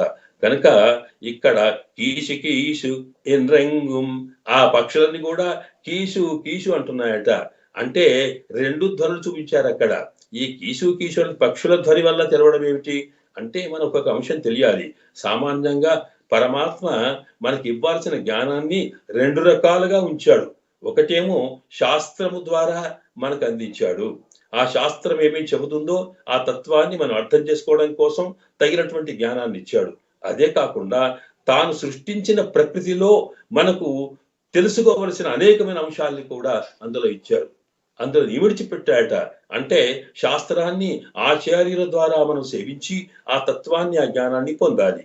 అలా కాకుండా తన చుట్టూ ఉన్న ప్రకృతిని, ఆ ప్రకృతిలో జరుగుతున్నటువంటి కార్యక్రమాల్ని మనకున్న జ్ఞానం ద్వారా పరిశీలించి దాన్ని తెలుసుకునే ప్రయత్నం చేయాలి. ఇలాగా శ్రవణం ద్వారా తెలుసుకోవడం ఒకటైతే, పరిశోధన ద్వారా, మననము ద్వారా, ధ్యానము ద్వారా తెలుసుకోవాల్సిన అంశం ఇంకొకటి. అలాంటిది ప్రకృతిలో చాలా ఉన్నాయట. అందుకే భాగవతంలో అవధూత ఉపాఖ్యానంలో అవధూత చెబుతాడు. అవధూతను అడుగుతారు. అవధూత అంటే సర్వసంగ పరిత్యాగి ఉన్నటువంటి వాడు అన్నమాట. వారిని అడుగుతారు, స్వామి మీకు ఎవరు గురువులు, ఆచార్యులు అంటే, మాకే గురువు లేదు, మాకు ప్రకృతే గురువు. ప్రకృతిలో ఉండే ప్రతి వస్తువు నుండి నేను అనేక అంశాలు తెలుసుకున్నాను అని అంటూ చెప్పినట్టుగానే, మనకు స్వామి సృష్టించిన ప్రకృతిలో మనకు జ్ఞానాన్ని కలిగించగలిగేటువంటి అనేక అంశాలు ఉన్నాయట. అందువల్ల వాటిని మనం పక్షుల నుండి తెలుసుకోవచ్చు, చీమల నుండి తెలుసుకోవచ్చు, ప్రతి దాని నుంచి తెలుసుకునే అవకాశం ఉందట. కనుక ఇక పక్షుల నుండి కూడా తెలుసుకోవాల్సిన అవసరాలు ఉన్నాయి. ఇక్కడ పక్షులు అంటే ఆచార్యులు అనేటువంటి ఒక స్వాపదేశమైన అంతరార్థమే కాకుండా పైన నిజంగా పక్షులని అనుకున్నప్పటికీ కూడా పక్షులు ఏం చేస్తున్నాయి, ఎలా ఉంటున్నాయో, వాటి ద్వారా మనం ఎలా జీవితం గడపాలో కూడా తెలుస్తారట. అయితే పక్షులకు భాష ఉందా? అవి కీసు కీసు అంటున్నాయట. కీసు కీసు అంటే రెండు అర్థాలు. ఒకటి ఏంటంటే, ఒకటి శబ్దమునకు ఒక అర్థము, శబ్దం ఒకటి, అర్థం ఒకటి, రెండు ఉంటాయన్నమాట. కనుక ఒక కీసు అంటే ధ్వని, శబ్దము, మరొక కీసు దాంట్లోనే అర్థము. కనుక కీసు కీసు అన్నప్పుడు రెండు రకాల అర్థాలు. ఏమిటి కీసు కీసు అంటే, మనకు తెలియని భాష ఉన్నప్పుడు, దాని అర్థం తెలియనప్పుడు కేవలం ధ్వని మాత్రమే తెలుస్తుంది. ఏదో కీచు కీచు అంటున్నారు, కిచకిచలు అంటున్నారని తెలిస్తే అర్థం బాగా తెలుస్తుందట. ఇలా పక్షుల అర్థాన్ని తెలిసినటువంటి వాళ్ళు కూడా ఉన్నట్టుగా మనకు ఉపనిషత్తులో జానశ్రుతి అనేటువంటి మహారాజు యొక్క కథను చూపిస్తారు. అంటే సాధారణంగా భాష అనేటువంటిది ఎప్పుడు కూడా మనకి భావాల్ని ప్రకటించేదే. ఆ భావం చెప్పడానికి మనకు కొన్ని శబ్దాలు వాడుతున్నాం, కానీ ఆ శబ్దాలు లేనటువంటి వాళ్ళు ధ్వనులు చూపిస్తుంటాయి తమకున్న భావం చెప్పడం కోసం. ఆ ధ్వని సంకేతం ఏమిటో బాగా అర్థమైతే ఏ పక్షి మాట్లాడినా, ఏ జంతువు ధ్వని చేసినా దాని స్పష్టంగా అర్థం చేసుకునేటువంటి లక్షణం ఉంటుంది. అలాంటి శక్తి కలవాడట జానశ్రుతి అనే అతను. ఆయనకి పక్షుల గురించి బాగా తెలుసట, పక్షుల జ్ఞానం కలట, పక్షుల భాష తెలుసట. అలాంటి జానశ్రుతి ఆయన గొప్ప రాజే కాకుండా మహాశ్రీమంతుడు, గొప్ప దాన ధర్మాలు చేసినటువంటి వాడు. కనుక ఆయన చేసినటువంటి ధర్మాల వల్ల, దానాల వల్ల అద్భుతమైన దివ్య తేజస్సు ఆయనలో వచ్చింది. అలాంటి స్థితి కలిగిన వాడు నా అంతటి వాడు లేడనుకునేవాడట ఆయన. అటువంటి వాడు ఉన్నప్పుడు అలాంటి వాడు ఒకనాడు పడుకున్నాడట. కానీ ఆయనకు ఉండేటువంటి దివ్యశక్తి కలిగిన అని తెలిసిన ఆయనలో నా అంతటి వాడులని ఒక అహంకారం ఉండేదట. ఆ అహంకారాన్ని దృష్టిలో పెట్టుకున్నప్పుడు ఇది పోయితే కానీ ఆయన బాగుపడు అనుకునేటువంటి లక్షణం కలిగిన దేవతలట హంస రూపాలు వేసుకొని హంసల మార్గంగా వెళ్తున్నారట. ఆకాశంలో హంసలు వెళ్తుంటే ఈయన భూమి మీద పడుకున్నాడు. పడుకుంటుంటే ఆ రెండు హంసల్లో ఒక హంస ఉందట. ఏమిటి, ఇదిగో మనం ముందు వెళ్ళేటప్పుడు జాగ్రత్త, అక్కడ చూడు జానశ్రుతి అనే మహారాజు పడుకున్నాడే, ఆయన దివ్య జ్యోతి సంపన్నుడు, ఆయన శరీరంలో ఉండే దివ్య సౌందర్య జ్యోతంతా కూడా ఆకాశం దాకా వ్యాపిస్తూ ఉన్నది, జాగ్రత్త సుమా దాటిపోవు అందట ఒక పక్షి. మరొక అంశం ఉందట, ఏమంత పెద్దవాడినా మన రైక్వ మహర్షి కన్నా గొప్ప జ్ఞాన, గొప్ప తేజస్సు కలవాడా అందట అది. అనేటప్పటికీ ఇవి రెండు విన్నాడు జానశ్రుతి. ఓహోహో, నాకన్నా గొప్పవాడు ఒకడు ఉన్నాడా, ఆయన ఎవరు, ఆ రైక్వ మహర్షి ఎట్లా ఉంటాడో అని తాను కనుక్కొని ఆ తర్వాత రైక్వ మహర్షి కోసం వెళ్తున్నట. ఆయన ఏదో సామాన్యంగా ఎక్కడికో బండి కింద పడుకొని ఉన్నాడట. అటువంటి రైకు మహర్షిని ఆశ్రయించి తాను జ్ఞానాన్ని పొందాడు అని మనకు ఉపనిషత్తులు చెబుతాయి. అంటే మనకి ఎంతటి జ్ఞానం ఉన్నా దాన్ని వికసింపు చేయడం కోసం మనకన్నా గొప్ప జ్ఞానం ఆశ్రయించి పొందాలి అనేది అందులో చెబుతూ అక్కడ పక్షుల తత్వం చెప్పారు. కనుక పక్షుల యొక్క భాషను తెలిస్తే, పక్షుల యొక్క అర్థం తెలిసినప్పుడు కూడా మార్పు వచ్చింది. ఇలాగే ప్రకృతిలో ఎన్నో రకాల మనకు సందేశాన్ని ఇవ్వగలిగే లక్షణాలు ఉన్నాయి. కనుక అలాగా ప్రకృతి పక్షుల ధ్వని వినిలేవలేదా అని సామాన్యంగా అర్థం చెప్పుకోవచ్చు. లేకపోతే పక్షులు అంటే జ్ఞానులుగా అన్నప్పుడు వాళ్ళు చెప్పినటువంటి అర్థం కీసు కీసు అంటే శబ్దము ద్వారా చెప్పడం జరిగింది. అలాగే అర్థము ద్వారా చెప్పారు. శబ్దము అర్థము రెండు కలిపి చెప్పిన అంశం ఏమిటి అంటే ఏమిటి? తస్మాత్ పరతరం ప్రోక్తం అంటే భగవంతుని కన్నా, భగవద్ ఆరాధన కన్నా భగవద్భక్తుల యొక్క ఆరాధన గొప్పది అని విన్నా లేదా? మరి మేము ఇంతమందివి కృష్ణ భగవానికి మరి ప్రేమికులమయ్యుండి భగవద్భక్తులమయ్యుండి ఇంతమంది బయట మనం నీ కొరకు ఎదురు చూస్తూ ఉంటే నీవు కేవలం ఒకదానివి నిద్ర అంటే కృష్ణ భగవాను యొక్క ఆనందంలో లీనమైనావు తప్ప నీకేం పిచ్చి? కృష్ణుని మీది పిచ్చితో ఉన్నావు కానీ అంతకన్నా అది ఆ కృష్ణుడికి ఇష్టమైనటువంటి మమ్మల్ని నీవు మరిచిపోతున్నావా? కనుక ఈ సంగతి గుర్తుంచుకో. కృష్ణుడికి తృప్తి కలగాలనుకుంటే, నీవు నిజంగా కృష్ణుని ప్రేమిస్తున్నావు అనుకుంటే నీవు కృష్ణ భక్తులను ప్రేమించే ప్రయత్నం చేయి, ఒకసారి మేలుకో, తెలుసుకోమని చెప్పి అందులో ఆ గోపికలు అడగడం జరిగింది. ఇది ఈ మొదటి దాంట్లో కీషికి ఈశంద్రంగుం ఆనయేచ్చాత్తన్ కలందు పేసిన పేచ్చరవం కేట్టిలయో విల్లేలా అనమాట. ఆ విన్నా గాని ఎందుకొరకో తెలుసా? అంటే ఇవి చప్పుళ్ళు అవుతున్నాడు తెల్లవారుతుందని అర్థం కదా. కనుక మనమంతా ఏమనుకున్నాం? తెల్లవారక ముందే కృష్ణుడి దగ్గరికి వెళ్ళాలనుకున్నాం. కానీ నీవేమో ఇదిగో నిద్రపోతున్నావు. మరి నిద్రపోయితే అంటే ఆ లోపటి నుంచి ఆవిడందట నీవు తెల్లవారుతున్నదా తెల్లవారినాక పోదాం అనుకున్నావు. వాస్తవమే ఇంకా తెల్లవారిందా? అప్పుడే చీకటి, మీకేమో నిద్ర పట్టలేదు. ఓ రాత్రి పరిగెత్తుకు వచ్చారు అంతే తప్ప ఎప్పుడే తెల్లవారిందా అన్నది ఆవిడ.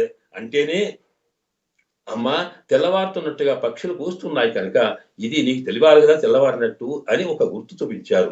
కానీ ఆవిడ ఒప్పుకోలేదట. అప్పుడు ఏం చేశారు? అట్లా కాదు, ఇదిగో చూడు, తెల్లవారికన్నా ముందు ఈ రేపల్లెలో ఉండేటువంటి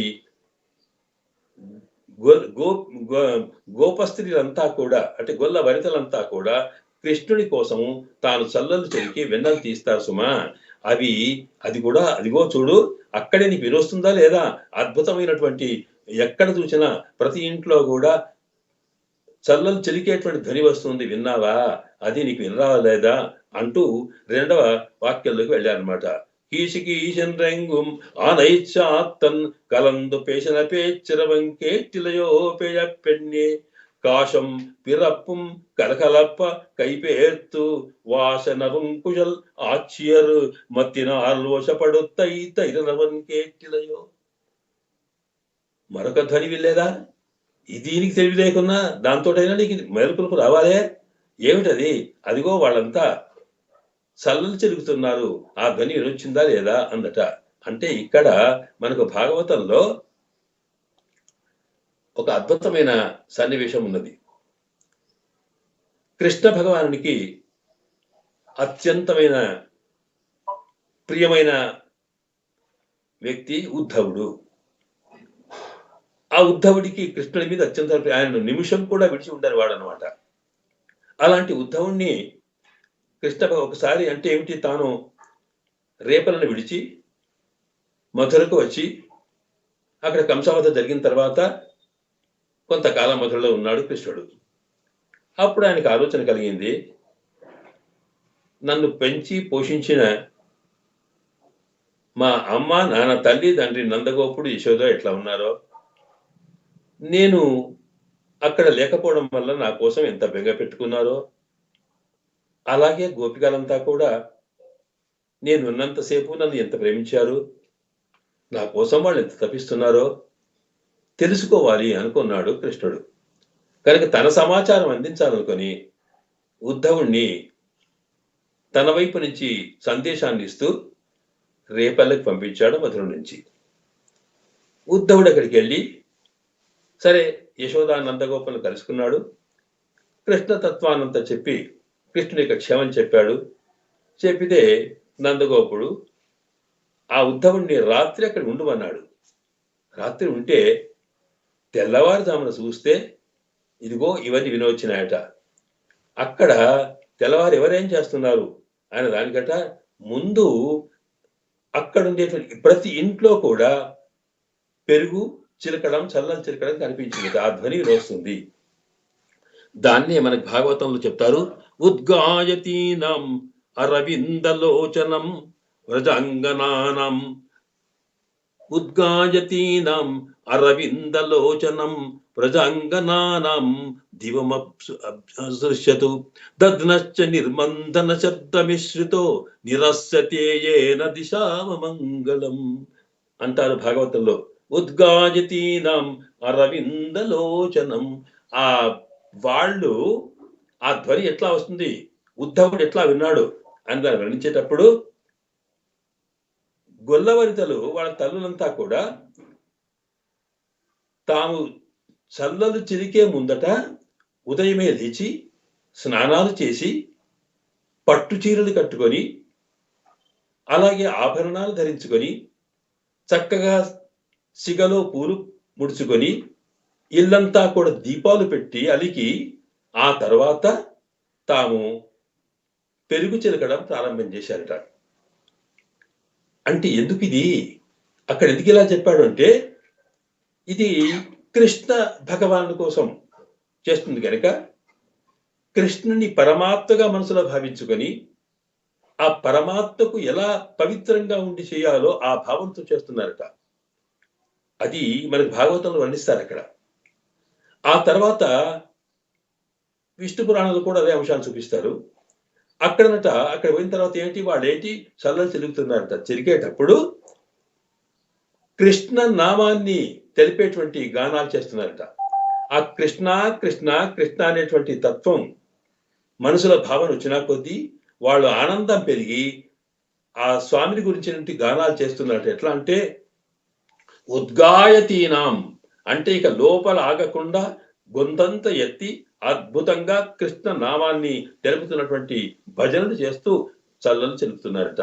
ఎందుకు ఇంత కృష్ణుని విషయంలో ఇంత ఆనందం కలిగింది అంటట మరొక మాట చెప్తారు అక్కడ. ఉద్గాయతీనం అరవిందలోచనం. అరవిందలోచనమట. అరవిందుడు అంటే వాళ్ళు ఎప్పుడైతే కృష్ణుని భావించారో, మనసులో అనుకున్నారో, కృష్ణుని కోసం ఈ వెన్నలు తీయాలి అనుకున్నారో, ఆ సందర్భంలో కృష్ణుడు వీళ్ళ హృదయంలో ఒకసారి తాండవించాయట. ఆ మనసు లోపల బయట ఉండే తామేం చేస్తున్నామో మర్చిపోయి, ఎక్కడున్నామో కూడా మర్చిపోయి ఒక్కసారి ఆ లోపల కృష్ణుని దర్శించుకున్నారు. దర్శించుకుంటే ఎట్లా ఉన్నాడు ఆయన? అద్భుతమైనటువంటి తాను తిరునేత్రములు విప్పి ఇలా చూస్తూ చిరునవ్వు నవ్వుతున్నాడట. ఆ నేత్రాలకే ఒక్కసారి పరవశులైనారు వీళ్ళు. అరవిందలోచనం. దేని గానం చేస్తున్నారు అంటే కృష్ణుని యొక్క కళ్యాణ గుణములు, ఆయన దివ్య దేహ మంగళ విగ్రహం యొక్క సంగతి వదిలేసి ఆయన తిరునేత్రముల గురించి చేస్తున్నట్టు. అరవిందలోచనం. ఆహా, ఎంత బాగున్నాడు స్వామి, కవలాల్లాంటి కనులు, ఏం కనులవి అని చెప్పి మనకు ఆండాళ్ళ చెప్పింది ఇంతకు ముందే. శంగన్ అన్నారే, ఆ శంగన్ అవి చూసి ఆనందంగా అనుభవిస్తున్నారట. ఆ కనులను అటు ఇటు తిప్పుతున్నాడు ఆయన. తిప్పినా కొద్దీ ఆనందంగా చూస్తున్నారు.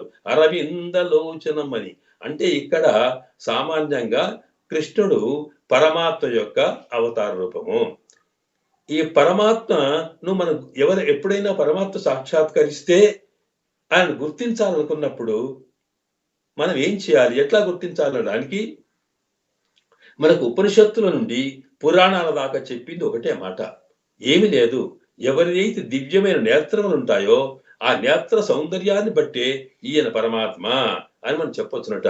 దానికి చాందోగ్యం అనే ఒక ఉపనిషత్తు ఉంది. ఆ ఉపనిషత్తు లోపల ఒక మహర్షి తాను సూర్య మండలంలో అంతర్వర్తిగా ఉన్న సూర్య నారాయణుని యొక్క ధ్యానం ఉపాసన చేస్తాడు. ఆ ధ్యానం చేసేటప్పుడు ఒకసారి ఆ ధ్యానంలో సూర్యునికి అంతరంగా ఉన్నటువంటి నారాయణుడి యొక్క ప్రత్యక్షం కలుగుతుంది. సూర్యమండలంలో కలిగితే ఎట్లా ఉన్నాడు చూస్తాడు ఆయన. చూసేటప్పుడు ముందు ఎలా ఉన్నాడో చెబుతూ అక్కడ మొదలు ఆయన కనిపించేవి తిరునేత్రమేనట.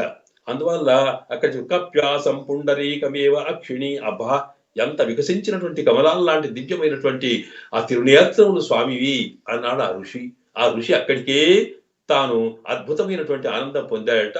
తర్వాత దివ్యమంగళ విగ్రహాన్ని చూసుకున్నాడు. అంటే అర్థమేమిటి? ముందు ఋషులకు దర్శనమిచ్చింది, ఋషులు పరమాత్మను గుర్తించింది. సర్వాంతర్యామైన పరమాత్మ కూడా దివ్యమంగళ విగ్రహంతో ఎక్కడెక్కడ ఉంటాడో అక్కడ ఉన్నటువంటి ఋషులను గుర్తించింది. దేనివల్ల అంటే ఆ తిరునేత్రముల యొక్క సౌందర్యంతోటేనట.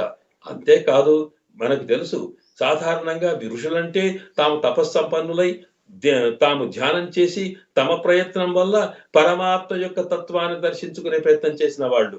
కానీ మన ఆళ్వార్లు ఉన్నారే, నమ్మాళ్వార్లు, వారు ప్రధానంగా ఏంటంటే వారికి ఏమి తెలియదు. సాక్షాత్తుగా మయర్వర మదినల మరుడి అని అజ్ఞానాన్ని తొలగించి జ్ఞాన వికాసం కలుగచేస్తూ తానే స్వయంగా సాక్షాత్కరించినాడు పరమాత్మ ఆయనకి హృదయంలో దర్శింప చేస్తే ఆయనను చూడగానే ముందు ఎంత బాగున్నా ఈయన మహాస్వామి అని చెప్పు పరమాత్మను గుర్తించడం కోసము ఆళ్వారు చెప్పిన మాట ఏమిటో తెలుసా? చందామరై తళంగన్ శంతామరై తళంగన బా ఎర్ర కన్నులు కమలాలంటి కన్నులు కలిగిన మన స్వామి ఎంత విశాలమైనటువంటి నేత్రములు కలవాడు అన్నారు. అంటే ఆయన గుర్తించింది అంతే. అక్కడ దాకెందుకు కృష్ణ అవతారంలోకి వచ్చినప్పటికీ వ్యాస భగవానుడు ఏం చెప్పాడు? తమద్భుతం బాలకం అంబుజే క్షణం. ఆ కృష్ణుడు అవతరించగానే దేవకి వసుదేవుడు చూసింది అక్కడ అద్భుతం బాలకం అంబుజే క్షణం. ఆ పిల్లవాళ్ళు కనులే కమలాలంటి కనులు చూచారట. అసలు సీతమ్మ రాముడు ఎట్లా ఉంటాడు అని అడిగింది ఆంజనేయ స్వామిని. ఎందుకంటే కొత్తగా కనిపించాడు కదా, నువ్వు రాముడు తెలుసుంటున్నావు, ఎట్లా ఉన్నాడు రాముడి యొక్క వర్ణన చేయమంటే మొదలేం చెప్తాడని రామ కమలపత్రాక్ష. రాముడంటే ఆ తిరునేత్రం కమలాలంటి కన్నులు కలవాడని. అంటే దీన్ని బట్టి చూసినప్పుడు పరమాత్మ గుర్తింపు చేయడం కోసం అద్భుతమైన నేత్ర సౌందర్యాన్ని ఎవరైనా అనుభవించడం అన్నమాట. నేత్రం అంటే జ్ఞానం అని అర్థము. ఆ జ్ఞానము సర్వజ్ఞుడు సర్వేశ్వరుడు. దానికి ఉండే అందము అంటే ఏమిటి? ఆయనలో ఉండే వాత్సల్యము, ఆయన కన్నుల్లో ఉండే ప్రేమ. కనుక ప్రేమతో కూడుకున్నటువంటి జ్ఞానం కలవాడు ఆయన సర్వజ్ఞుడు అని చెప్పడం అనమాట. తత్వం సర్వజ్ఞుడైన ఆ కన్ను యొక్క వైభవం చెప్పినట్టే ఇక్కడ కూడా గోపికలు కృష్ణతత్వాన్ని అనుభవించేటప్పుడు అక్కడ అరవిందలోచనం ఆయన యొక్క దివ్య నేత్రముల యొక్క దర్శనం కలుగుతుంటే ఆనందంతో గానం చేస్తుంటే ఉద్గీతానం బ్రహ్మాండమైనటువంటి తాము ఉద్గాయతంతి పైకి అద్భుతంగా ఆయనకు సౌందర్యాన్ని వర్ణిస్తూ పాడుతుంటే అదొక ధ్వని వస్తుందట. దాంతో పాటు వాళ్ళు ఏం చేస్తున్నారో చల్లని చిరుగుతూ ఉన్నారు. చిరుగుతూ ఉంటే అది పెరుగు చిరకాలి కనుక పెరుగు చాలా గట్టిగా ఉందట. ఎందుకు గట్టిగా ఉందంటే అందులో పాలల్లో నీళ్లు కలవవు కదండి, స్వచ్ఛమైన పాలే కదా. అక్కడ పాడికి తక్కువ ఉంది కనుక ఏదైనా లోటు ఉంది కనుక పాలలో నీళ్లు కలపాలా. అందువల్ల చిక్కటి పాలు వాటిని పెరుగుగా మార్చి గట్టి పెరిగైందట. దాన్ని చల్లగా మార్చాలంటే కవ్వం వేసి ఎంత లాగినా అది కదలలేట, కిర్ర కిర్ర చప్పుడు వస్తుంది. కనుక దధ్నశ ఆ పెరుగు యొక్క చప్పుడు కూడా వస్తూ ఉందట. దాంతో పాటు పాపము వాళ్ళు బలంగా తాను చిరకడం కోసం తాళ్లు పట్టి గుంజుతూ ఉంటే అటు ఇటు ఒళ్ళంతా కదులుతూ ఉంటే వాళ్ళ మెడలో ఉన్నటువంటి ఆభరణాలు ఉన్నాయే, ఆభరణాలని తాళిబొట్టు అని 2 రకాల ఆభరణాలు చెబుతారు. ఒకదాన్నొకటి ఒరుచుకుంటూ అద్భుతమైన ధ్వని చేస్తున్నాయట. కనుక ఒకవైపు భక్తితో పాటు కృష్ణ భగవాను యొక్క దివ్య సౌందర్యాన్ని అనుభవిస్తూ గానం చేసిన గానం యొక్క ధ్వని, మరొక వైపు ఆయన కోసం నైవేద్యంగా చేయడానికి చేసేటువంటి ఆరగింపుగా చేసేటువంటి పెరుగు వెన్న యొక్క తయారీలు జరిగేటువంటి ధ్వని, దాంతో పాటు ఆ స్వామిని హృదయంలో పెట్టుకొని ఆయనకే అలంకారంగా ఉన్నటువంటి అలంకార ధ్వని, ఈ 3 కలిపెట ఆకాశమంతా వినవస్తూ ఉన్నాయి. ఆ వినవస్తూ ఉంటే దానివల్ల ఆకాశమంతా మంగళం కలిగిందట అని అంటూ ఆ ధ్వని విన్నాట ఉద్ధవుడు. అలాగే ఆ దృష్టిని పెట్టుకొని ఇక్కడ ఏమంటుంది? ఇక్కడ కాశం పిరప్పుం కలగలప్ప కైపేర్తు. కాశం పిరప్పు అనేటువంటి ఆభరణాల పేర్లు, గొల్లలు వేసుకునే ఆభరణాలు అన్నమాట. వాటిని తాళి బొట్టు అని కొంత అంటున్నారు. సరే, ఏదైనా సరే కాశం పిరప్పుం కలగలప్ప. వాళ్ళు కదులుతుంటే అటు ఇటు ఉదానికొకటి కలిసి ఒరిపిడి చేసి చప్పుడవుతున్నారట. కై పేర్తు పాపం చేతులు చాచి మెల్లగా మెల్లగా లాగుతున్నారట. అంటే అప్పుడు కాశం పిరప్పుం కలహలపై వాస నరుం కుజల్ ఆచియరు. వాస కమ్మని వాసనలు. వాళ్ళు తమ శిరస్సులో తలలో అలంకరించుకున్న పుష్పాలు జారి పడుతున్నాయి, వెంట్రుకలు జారి పడుతుంటే అందులో కమ్మని వాసనలు పైకి వస్తున్నాయట. అటువంటి దాన్ని నీవు కుజలు ఆశ్చర్య మత్తినాల్ ఓషై పడై తైరు అరవంకెటిరయో. వాళ్ళు కబ్బంతో చిలికేటువంటి ఆ చల్ల యొక్క పెరుగు యొక్క ధ్వని వెళ్ళేదా అంటుంది అనమాట. ఏమిటి అక్కడ అర్థము అంటే అర్థం ఏమిటి?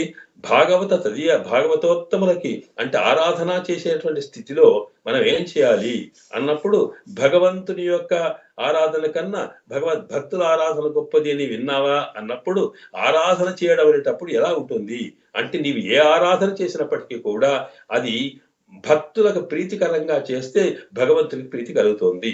కృష్ణుని కోసం భగవాన్ నామస్మరణ చేస్తే ఆయనకు తృప్తి కలుగుతోంది అంటూ ఈ చేసేటప్పుడు కూడా భాగవత తదీయారాధన చేసినా, భగవద్భక్తి చేసినా, ధ్యానం చేసినా, పూజలు చేసినా వ్యక్తి యొక్క వర్ణ ఆశ్రమ ధర్మాలు ఉంటాయే వాటిని మరవకూడదట. అందుకొరకే ఏది చేసినప్పటికీ కూడా పరమాత్మనే సర్వస్వం అనుకొని ఆయననే మరి ఆయన కోసమే జీవితం గడుపుతున్నాం అనుకొని ఆయన చెప్పినటువంటి కర్మల్ని చేయకుండా నిత్య ధర్మాన్ని చేయకపోతే అది కూడా సర్వేశ్వరుడికి ఇష్టం కాదు. ఆ నిత్య ధర్మాన్ని మీరు చేస్తున్నామో అవి పరమాత్మతో పాటు పరమాత్మ కన్నా ఎక్కువగా భాగవత సేవ చేసే ప్రయత్నం చేయాలి అని అంటూ ఇక్కడ అదే భగవద్గీతలో చెప్పిన అంశాన్ని చూపించారు. ఇక్కడ ఏంటంటే మా మనుస్మర యుద్ధచ అంటాడు అర్జునుడు చెప్పేటప్పుడు, అర్జున నువ్వు యుద్ధం చేయవయ్యా అన్నాడు. అంతే మరి యుద్ధం చేయమన్నవాడు ఆత్మ పరమాత్మ తత్వాన్ని గురించి ఆధ్యాత్మిక తత్వం చెప్పాడే. చెప్పినప్పుడు ఏమన్నారు, మా మనుస్మర నీవు చేయవలసిన కర్తవ్యం ఏదో ఉందో, నీ వర్ణాశ్రమ ధర్మాలు ఏవైతే ఉన్నావో వాటిని నువ్వు చేస్తూనే ఆ చేసేటప్పుడు నన్ను ధ్యానించుకొని చెయ్యు, నా కోసం చెయ్యు అని అర్థం అనమాట. అలాగా తన కోసం కృష్ణుడి కోసం చేస్తూనే కృష్ణగానం చేస్తూనే తమ కర్మలు చేస్తూ వాడు అంటే కృష్ణుడికి తాను తెల్లవారికన్నా ముందు కృష్ణుడు వెళ్ళక ఉన్న ముందు కృష్ణుడికి అందాలనే ఉద్దేశంతో చేస్తున్నారే. ఈ ధన్ని బట్టి కూడా తెల్లవారికి తెలుస్తుందా లేదా అంటే మనము ఏది చేసినప్పటికీ కూడా పరమాత్మ కోసం చేసేటువంటి సకల కర్మల యొక్క ఫలితాలు అవి పరమాత్మకు చెందాలనుకుంటే భగవద్భక్తులకి ఆ సేవ ద్వారా చేస్తే లభిస్తుందనే విషయం నీకు తెలిసిందా లేదా అని అంటూ భాగవత తదీయారాధన దానికోసం మనం చేసే ప్రతి కృషి కూడా భాగవత సంతృప్తిగా చేయాలనే అంశాన్ని చెప్పడం కోసం ఇది రెండవ ఉదాహరణ చెప్పారనమాట. అక్కడ జ్ఞానము, ఇది కర్మ అనుష్ఠానము చెప్పిన తర్వాత అక్కడ కాశం పిరప్పు కలగలప్ప కైపేత్తు వాసనరంకుజలాచ్యరు మత్తినాలు ఓసైపడు తైరవన్ కేటిలయో పేయ నాయక పెంబిళ్ళాయి అని చెప్పి, అమ్మ నీవిలా పడుకుంటే మా అందరికీ నువ్వు నాయకురాలవు, మరి అలాంటి నాయకురాలమైన దానివి మా ముందుండి మాకు మార్గం చూపించాలి. మరి ఆ మార్గం చూపించవలసిన దాన్ని నువ్వే ఒకదాని ఒంటరిగా భగవద్ అనుభవం చేస్తూ ఉంటే కుదరదు గనక, అందువల్ల మాకు భగవత్ ప్రీతి కోసం భాగవత గోష్ఠిలో చేరడం అనేటువంటి తత్వాన్ని నీవు ముందు నుంచి నడిపించాలి కనుక నాయక పెంబిళ్ళాయ్ నువ్వు నాయకురాలవట. అంటే దీంట్లో పిచ్చి పిల్ల అన్నారు, పేయపెండి అని చెప్పి ఆ తర్వాత నాయక పెంబిళ్ళాయ్ అని రెండు కలిపారే అంటే అర్థం ఏంటన్నమాట, ఎవరు నాయకత్వం, ఇందులో నాయకునికి ఉండవలసిన లక్షణాలు కూడా అమ్మ చెప్పింది. సామాన్యంగా ఏ సంఘానికైనా దేనికైనా నాయకత్వం వహించేవాడు ఎలా ఉండాలి అంటే, అది ఒక సంఘం కానీ ఒక సమాజం కానీ ఒక ఉద్యమం కానీ దేనికోసం ఉన్నదో ఆ దానిలోనే లీనమై దానికోసమే తప్పిస్తూ దానికే అంకితం అయ్యేటువంటి పిచ్చిగా దానికోసమే ఎవరైతే అంకితమై ఉంటారో వాళ్ళే నిజమైన నాయకులట. అంటే అటో మాట ఇటో మాట లేకుండా ఉండడం అన్నమాట. కనుక ఇక్కడ ఈవిడ తాను భగవత్ కృష్ణ ప్రేమలో పిచ్చిగా ఉండి కృష్ణ ప్రేమికులందరికీ కూడా నాయకత్వం చేయగలిగేదట. కనుక నీవు నాయకుడివై ఉండి నాయకురాలవు కనుక నీవు మాకు కృష్ణుని ఎలాగా తాను సంతృప్తి పెడతాడు చూపడం కోసం ముందుకు రమ్మని చెప్పి నాయక పెంబిళ్ళాయ్ అన్నారు అక్కడ. ఆయన తర్వాత ఇక ఆవిడలు ఇవ్వాలంటే ఏం చేయాలి అంటే, సామాన్యంగా వాళ్ళకి కృష్ణుని ప్రేమ ఎంత గొప్పది, పరమాత్మ మీద ప్రేమ ఎంత గొప్పగా ఉన్నది అని చెప్పడం కోసం ఒక ఉదాహరణ ఇస్తున్నారు ఇక్కడ. అంటే సామాన్యంగా ఒక వ్యక్తి మీద ప్రేమ ఉన్నదని ఎప్పుడు తెలుస్తుంది, ఆ వ్యక్తికి ఏదైనా ఒక మంచి జరిగింది అన్నప్పుడు అది వింటే సంతోషంతో ఉబ్బిపోవడం, అలాగే ఆయనకి ఏదో ఆపత్తు వచ్చింది అన్నప్పుడు పరిగెత్తి దుఃఖంతో మనం తప్పించిపోవడం, ఈ రెండు లక్షణాలు ఉన్నప్పుడు మాత్రమే నిజమైన ప్రేమ ఆ వ్యక్తి మీద ఉన్నట్టు మనం గమనిస్తాం. అట్లాగే ఇక్కడ కూడా పరమాత్మ మీద ప్రేమ ఉంది అంటే అర్థం ఏమిటి, కృష్ణుని మీద ప్రేమ ఉందంటే కృష్ణునికి ఆపత్తు వస్తే తనకు వచ్చినట్టుగా, కృష్ణునికి క్షేమం కలిగితే తనకు కలిగినట్టుగా భావించడం ప్రధానం కనుక అంతటి పిచ్చి కృష్ణుని మీద ఉంది కనుక ఈవిడను మేలుకొల్పాలి అనుకున్నప్పుడు కృష్ణతత్వాన్ని గానం చేయాలనుకున్నారు. కనుక ఇక్కడ మన ఆండాళ్ళ తల్లి ఎప్పుడు చెప్పినా ముందు గానమే ప్రధానము. అందుకొరకు ఏం చేసింది, తాను ఒకసారి ఇవి చెప్పి తాను కృష్ణ లీలల్ని వర్ణించడం మొదలుపెట్టింది. అక్కడ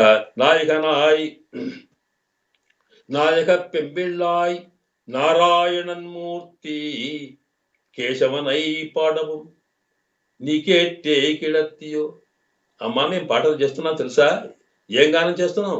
నారాయణన్, నారాయణుడు అంటే ఇంతకు ముందే మార్గళి తింగాని మొదటి పాసంలో నారాయణుడే కృష్ణుడిగా వచ్చాడు చెప్పారే, అదే మాటని ఇక్కడ వివరిస్తూ నారాయణన్ అంటే నారములు అంటే ఈ సకల వస్తువుల లోపల అంతర్యామిగా వ్యాపించి ఉన్నటువంటి స్వామి, అంతర్బహిచ్చ సత్సర్వం వ్యాప్య, సర్వం వ్యాపించి ఉన్నవాడు పరమాత్మ. ఎందుకు పరమాత్మ వ్యాపించి ఉన్నాడు అంటే మనకు వ్యాఖ్యాతలు చెబుతారు. అంటే లోపల ఈ ఈ ప్రపంచాన్ని నిలబెట్టడం కోసం, మన ఆత్మను నిలబెట్టడం కోసం మనకు ఆధారంగా లోపల ఉంటాడని, అలాగే మనల్ని ఆశ్రయింప చేసుకోవడం కోసం బయట ఉంటాడని. ఇలాగా ఉండడానికి కారణం ఏమిటి? సర్వేశ్వరుడు సామాన్యంగా తత్ సృష్ట్వా తద్ అనుప్రవిశ్య, తాను సృష్టిని చేసి అందులో అనుప్రవిశ్యం చేస్తాడట. అలాగే అనేన జీవేన ఆత్మన అనుప్రవిశ్య, ఈ జీవుణ్ణి తాను వాడి కర్మ అనుసరించి కర్మ ప్రకారము తాను ఏదైనా శరీరంలోకి ప్రవేశింప చేయాలనుకున్నప్పుడు అప్పుడు ఏంటంటే తాను వాడి సృష్టిస్తూ వాడి వెంబడి తాను కూడా చేరతాడట. అంటే ఇదిగో మనం మనుషులమై పుట్టామే, ఈ శరీరం లోపల ఆత్మ ఉంది మనది, ఆత్మకు అంతర్యాముగా పరమాత్మ కూడా ఉన్నాడు. ఎందుకు ఉండాలండి? మనమంటే మనం చేసుకున్నాం కర్మ, కర్మ ఫలితాన్ని అనుభవించడానికి ఈ జీవుడు శరీరాన్ని అనుభవించాలి. కానీ పరమాత్మకి ఏమిటి అంటే విడువలేనటువంటి ప్రేమ కలవాడు ఆయన.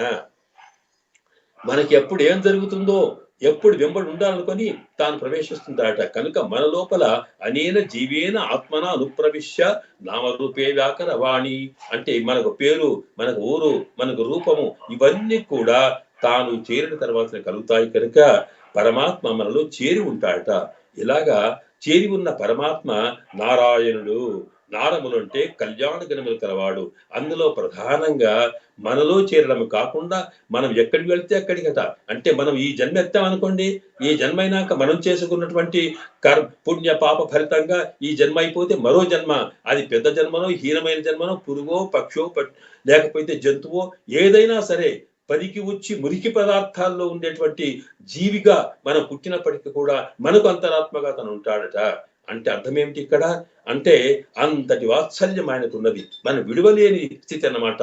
వాత్సల్యం అంటే సామాన్యమైనటువంటి ఒక ఆవుకు తన దూడ మీద, అప్పుడే కన్న దూడ మీద ఎంతటి ప్రేమ ఉంటుందో, అంటే దూడకున్నటువంటి దోషాన్ని కూడా తాను భోగ్యంగా భావించి, ఆవు అప్పుడే ఈనితే ఆ దూడ నిండా కూడా మైల ఉంటే ఆ మైలను తానే నాకి పూర్తిగా దాన్ని పరిశుభ్రం చేస్తుందట ఆవు. అంటే ఆ మైలను కూడా అది ఎంతో రుచిగా భావించినట్టుగా చేస్తుంది. దానికి కారణం ఏమిటంటే ఆవుకు దూడ మీద ఉండే ప్రేమ. కనుక వత్స, ఆ దూడ మీద ఉండేటువంటి ప్రేమ లాంటిది కనుక దానికి వాత్సల్యం అంటాం. అట్లాగే పరమాత్మ మనం ఏ జన్మనెత్తినా ఎక్కడి ఉన్నప్పటికీ కూడా తాను మనం విడవకుండా ఉండడానికి కారణం ఏమిటంటే మనము మురికి జన్మల్లోకి పోయినప్పటికీ కూడా తాను చేరడానికి కారణం ఏమిటంటే మనలో ఉండే వాత్సల్యమట. ఆ వాత్సల్యం అనే గుణమునికే నారము అని పేరు. వాత్సల్య పరిపూర్ణుడు ఆయన, మనం విడవకుండా ఉండేవాడు, సర్వాంతర్యామి, సర్వశక్తివంతుడైన వాడు. అలాంటి స్వామి మనకు అందుబాటులో ఉండడానికి కోసం ఆయనకు ప్రత్యేకమైన రూపం అంటే ఎక్కడ? నతే రూపం నచాకార, ప్రత్యేకమైన సర్వాంతర్యామి సర్వవ్యాపుడైనటువంటి పరమ చైతన్యము పరమాత్మ, అంతర్ వ్యాపించినటువంటి శక్తి సంపన్నుడు పరమాత్మ. ఆయనకు ప్రత్యేకమైన రూపం లేకున్నా భక్త త్వం ప్రకాశసేని, భక్తుడు ఏ రకమైన రూపాన్ని ధరించమంటే ఆ రూపాన్ని అతను ధరించి వాళ్ళ తృప్తి కోసం తాను ఆ రూపాన్ని ధరిస్తాడట. అందువల్ల ఎవరైతే ఎలాంటి యో యథామాం ప్రపద్యంతే తాను తథైవ భజామి, యోయం వ్యామ్యాం తనుం భక్త శ్రద్ధయార్చితమిచ్చతి, ఏ రకమైన రూపం వారికి కావాలనుకుంటే ఎవరు ఎలా రావంటే నేను అలాగే వస్తానన్నాడు. కావలసింది అతనికి ఏమిటంటే ఆయన్ని గుర్తించడం, ఆయనకు మనకు సంబంధాన్ని తెలుసుకోవడం, మనం ఆయన వాళ్ళమి అని అంకితం కావడం, ఇది మనలో కలగడం కోసం ఆయన ఏది చేయమంటే అది చేస్తాడు. అందువల్లనే ఆయన మనిషిగా ఆకారంలో వచ్చాడు, ఆయన జంతువుగా వచ్చాడు, ఆయన మత్స్యాకారంలో వచ్చాడు. ఆయన అంటే సామాన్యంగా లోకంలో మనం ఏదైతే హీనం అనుకునేటువంటి ఒక వరాహం ఉందో అలాంటి అవతారాన్ని కూడా తాను ఎత్తాడు. ఇంతే కాకుండా అటు మనిషి కాక ఇటు జంతువు కాక ఉండేటువంటి అతిసగం ఇది సగంగా ఉన్న నరసింహావతారం ఎత్తాడు. ఇలాగ ఎన్ని రకాల అవతారాలు ఎత్తాడు. చివరికి మోహిని అవతారంగా తాను పురుషుడై ఉండే స్త్రీ రూపాన్ని ధరించాడు.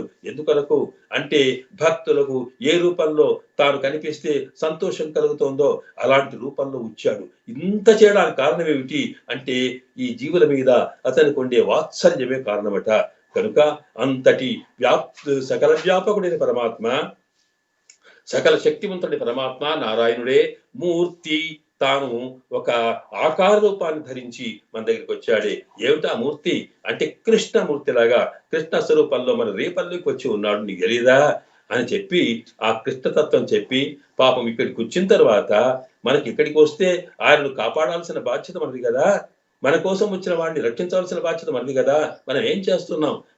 కృష్ణుడు అవతరించినప్పటి నుంచి ఎన్నెన్నో ఎన్నెన్నో ఆపదలు ఎదుర్కొన్నాడు ఆయన. ఎన్నెన్నో రకాల మరి ప్రమాదాలు ఏర్పడ్డాయి. పూతన వచ్చి ఒక తల్లిలాగా వచ్చి విషపాలించి తప్పబోయింది. అలాగే శకటాసురుడు వచ్చి ఇలాగా కంసుడు పంపించినటువంటి ఆసుర శక్తులన్నీ కూడా గట్టిగా పశువులు నమ్మే వీల్లేదు, గడ్డిపోతలు నమ్మలేదు, గాలిని నమ్మేది, స్త్రీని నమ్మే, ఇలాగ ప్రకృతిలో ఉండే ప్రతి వస్తువు కూడా ఆయనకు విరుద్ధమై రాక్షస ప్రకృతిలో మారి రాక్షసులు చేస్తూ వస్తుంటే అలాంటి వాటిని ఇలా జరుగుతుంది అని వాటిని కాపాడాల్సిన బాధ్యత లేకపోతే తనను తానే కాపాడుకున్నాడు ఆయన. కాపాడుకొని ఇక్కడ ఉన్నాడే, ఇక్కడికి వచ్చేం చేస్తాడు? తనను కాపాడుకోవడం కాకుండా మనకున్నటువంటి విరోధాలను తాను తొలగించాడు, మనల్ని కాపాడుతూ తనను కాపాడుకున్నాడు అని చెప్తూ నారాయణన్ మూర్తి కేశవనై పోడవు. ఆయన కేశవుడు. కేశవుడు అంటే అర్థం ఏంటనమాట? కేశి అని కృష్ణుడై వచ్చిన తర్వాత కేశి అనేటువంటి రాక్షసుడు తాను ఒక గుర్రము వేషంలో వచ్చాడు.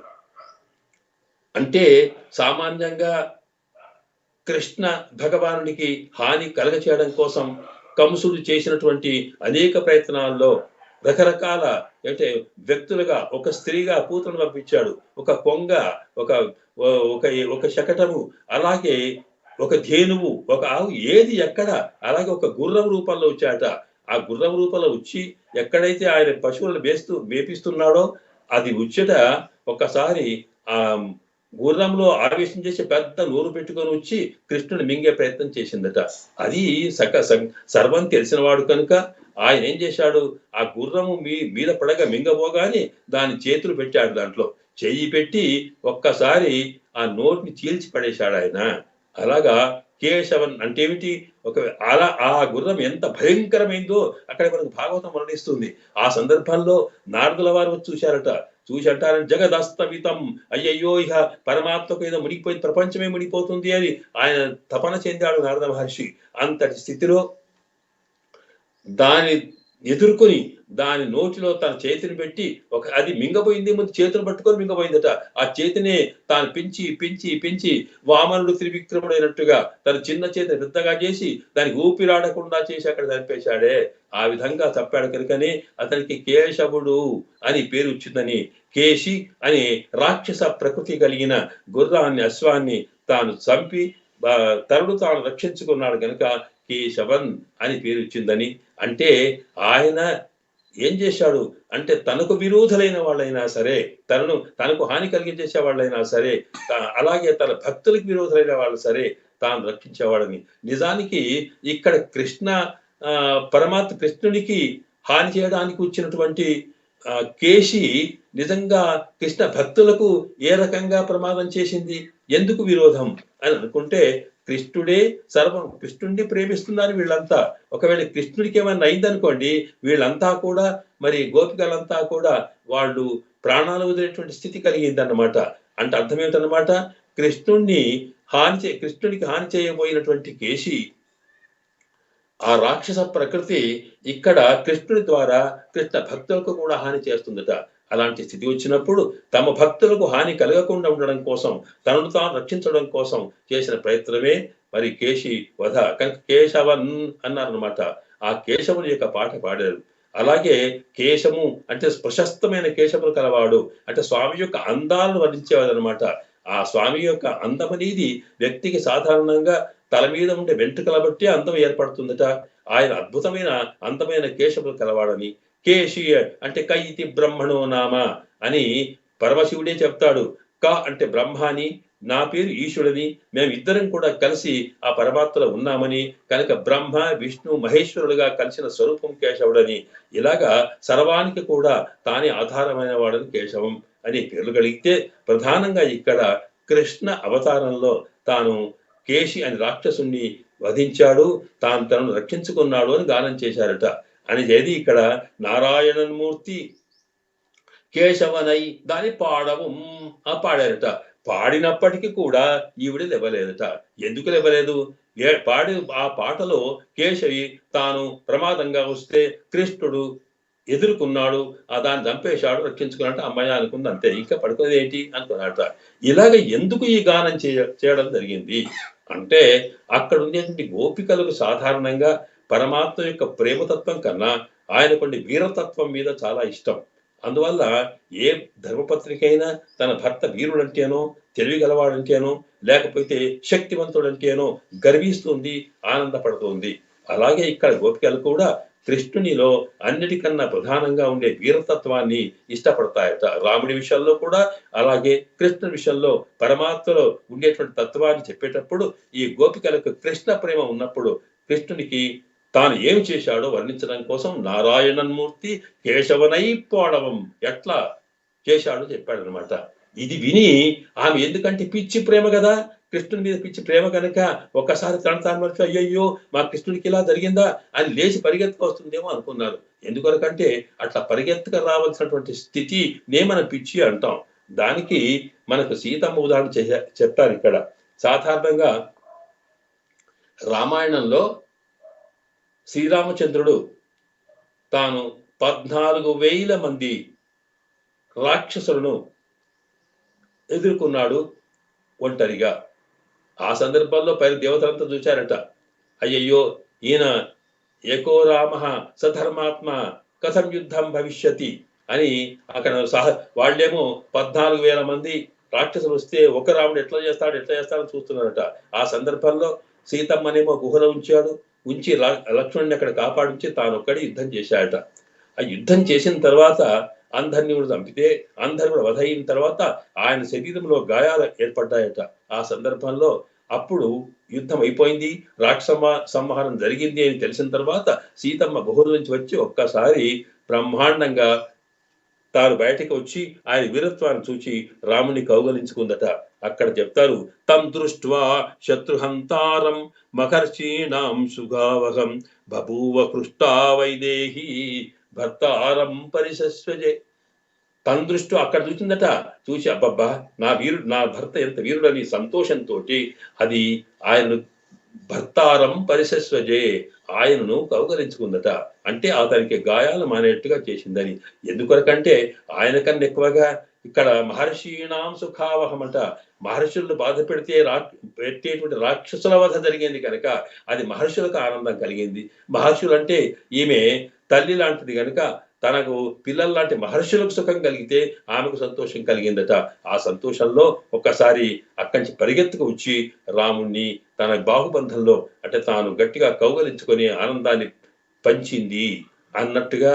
అలాగా వీరత్వాన్ని చూపిస్తే సీతమ్మ ఎలాగా రాముడి యొక్క వృత్తాంతం విన్నప్పుడు సీతమ్మ ఎలా పరిగెత్తుకొచ్చిందో అలాగా మరి రాముడి మీద సీతమ్మకున్నంత కన్నా ఎక్కువ ప్రేమ కృష్ణుడి మీద గోపికలకు ఉంది కనుక తప్పకుండా ఆమె లేచి వస్తున్న ఉద్దేశంతో ఇక్కడ నారాయణమూర్తి కేశవనై అని చెప్పిన పాడవం ఇది పాడినా నీకెట్టే కిడత్తియో, ఇది వింటూ కూడా నీవు పడుకున్నావా తల్లి ఇదేమిటి అంటూ అని చెప్పి ఎందుకు ఇలా పడుకుంది అని ఒకసారి తాము ద్వారంలోంచి ఒకసారి చూచారట. కిటికీలోంచి చూస్తే అద్భుతమైన దివ్య తేజస్సుతో వెలుగుతూ ఉన్నది ఆవిడ.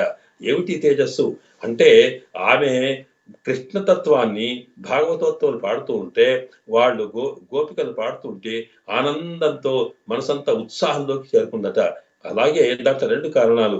ఒకటి కృష్ణతత్వాన్ని అనుభవించడంలో, రెండవది ఇక్కడ భగవద్భక్తుల యొక్క భాగవతోత్తముల యొక్క శ్రీ సూక్తిని వింటుంటే ఆనందం కలిగిందట. ఎందుకంటే ఆవిడకి భగవంతుని కన్నా భగవద్భక్తులను సేవించాలనే విషయం తెలుసు, కానీ ఆ స్వామి మీద ఉండే ప్రేమతో అలాగే పడుకుంది. ఇప్పుడు భగవద్ అనుభవంతో పాటు భాగవతోత్తముల యొక్క భగవద్భక్తులైనటువంటి ఈ గోపికల యొక్క గానం వింటుంటే, వారి శ్రీ సూక్తి వింటుంటే ఆనందంతో ఒక్కసారి ఉబ్బిపోయిందట. ఆ సంతోషంతో ముఖం వెలుగుతూ ఉన్నది. దాన్ని చూచారు. ఓహోహో అలాగా అని చెప్పి ఎట్టి కెడతియో తేషముడయాయి తిరవు. అందువల్ల ఓహో నువ్వు బాగా తేజస్సు కలిగి ఉన్నావు తల్లి, నీ ఆనందం ఏదో మాకు తెలిసింది. అందువల్ల కృష్ణుణ్ణి లోపల ఉండే ఆనందమే కాకుండా మా మా గురించినటువంటి ఆలోచన వచ్చినప్పుడు ఈ గోష్ఠి యొక్క ధ్వనివిని కూడా ఆనందపడుతున్నావు కనుక అమ్మా అలా కాకుండా ఒకసారి నీవు తలుపులు తెరిచి మాలో కలిసే ప్రయత్నం చేయమన్నారట. తెరా అంటే తెలుగుమన్నారు. ఏం తెరవడం అంటే ఇదిగో మాలో మాలో ఉండేటువంటి దోషాలను తొలగించడం కోసం, మాలో ఉండే అజ్ఞానాన్ని తొలగించే ప్రయత్నం చేయు. తొలగించడం అంటే ఇక్కడ అర్థం అన్నమాట. ఇక్కడ మనకు ఉపనిషత్తు చెప్తుంది, హిరణ్మయేన పాత్రేణ సత్యస్యాపిహితం ముఖం.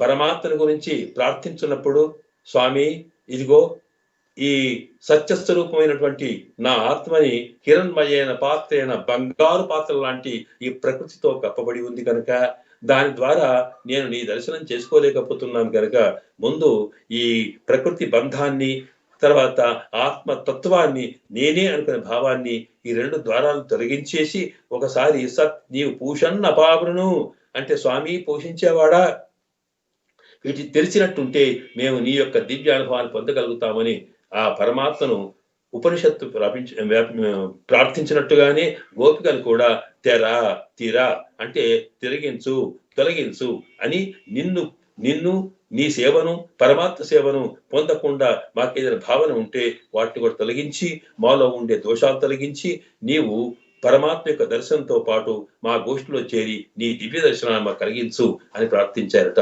దాని ద్వారా అప్పుడు అది ఆవిడగా లేచి ఇందులో చేరింది అని చెప్తూ ఈ పాశురంలో మనకి కీశన్నెంగుం అనే దాంట్లో తాను నాజక పెంబిళ్ళాయ్ పిచ్చిగా ఉన్నటువంటి ఆవిడనట. ఈ పిచ్చి ప్రేమ తత్వాన్ని చెప్పేది మనకి దీన్ని బట్టి ఇందులో కులశేఖర ఆళ్వార్ యొక్క వైభవం చెప్పబడిందని ఆ తర్వాత వ్యాఖ్యాతలు చెబుతారు. ఎందుకనకంటే కులశేఖర ఆళ్వార్లకి కూడా ఇలాగే రాముడి మీద అత్యంతమైన ప్రేమ, రామాయణం అంటే పిచ్చేట, అలాగే భాగవతోత్తములంటే భగవత్ సేవనే ప్రధానంగా పిచ్చితనం కలుగుతూ ఉందట. అలాగా వారు ఏంటంటే రామతత్వం వినేటప్పుడు మనకు ఈ తందృష్ట్వా శత్రుహంతారం అనేటువంటి శ్లోకం వచ్చినప్పుడట వారు పౌరాణికులైన వారు సామాన్యంగా పెద్ద మనిషి వారు రామాయణం రోజు కులశేఖరాలు వాళ్ళు ఏం చేసేవారట, వారికి భగవద్భక్తి కృష్ణ భక్తితో పాటు ప్రధానంగా భాగవతోత్తముల సేవ చేయడం అనేది వారికి ముఖ్యమైన లక్షణం.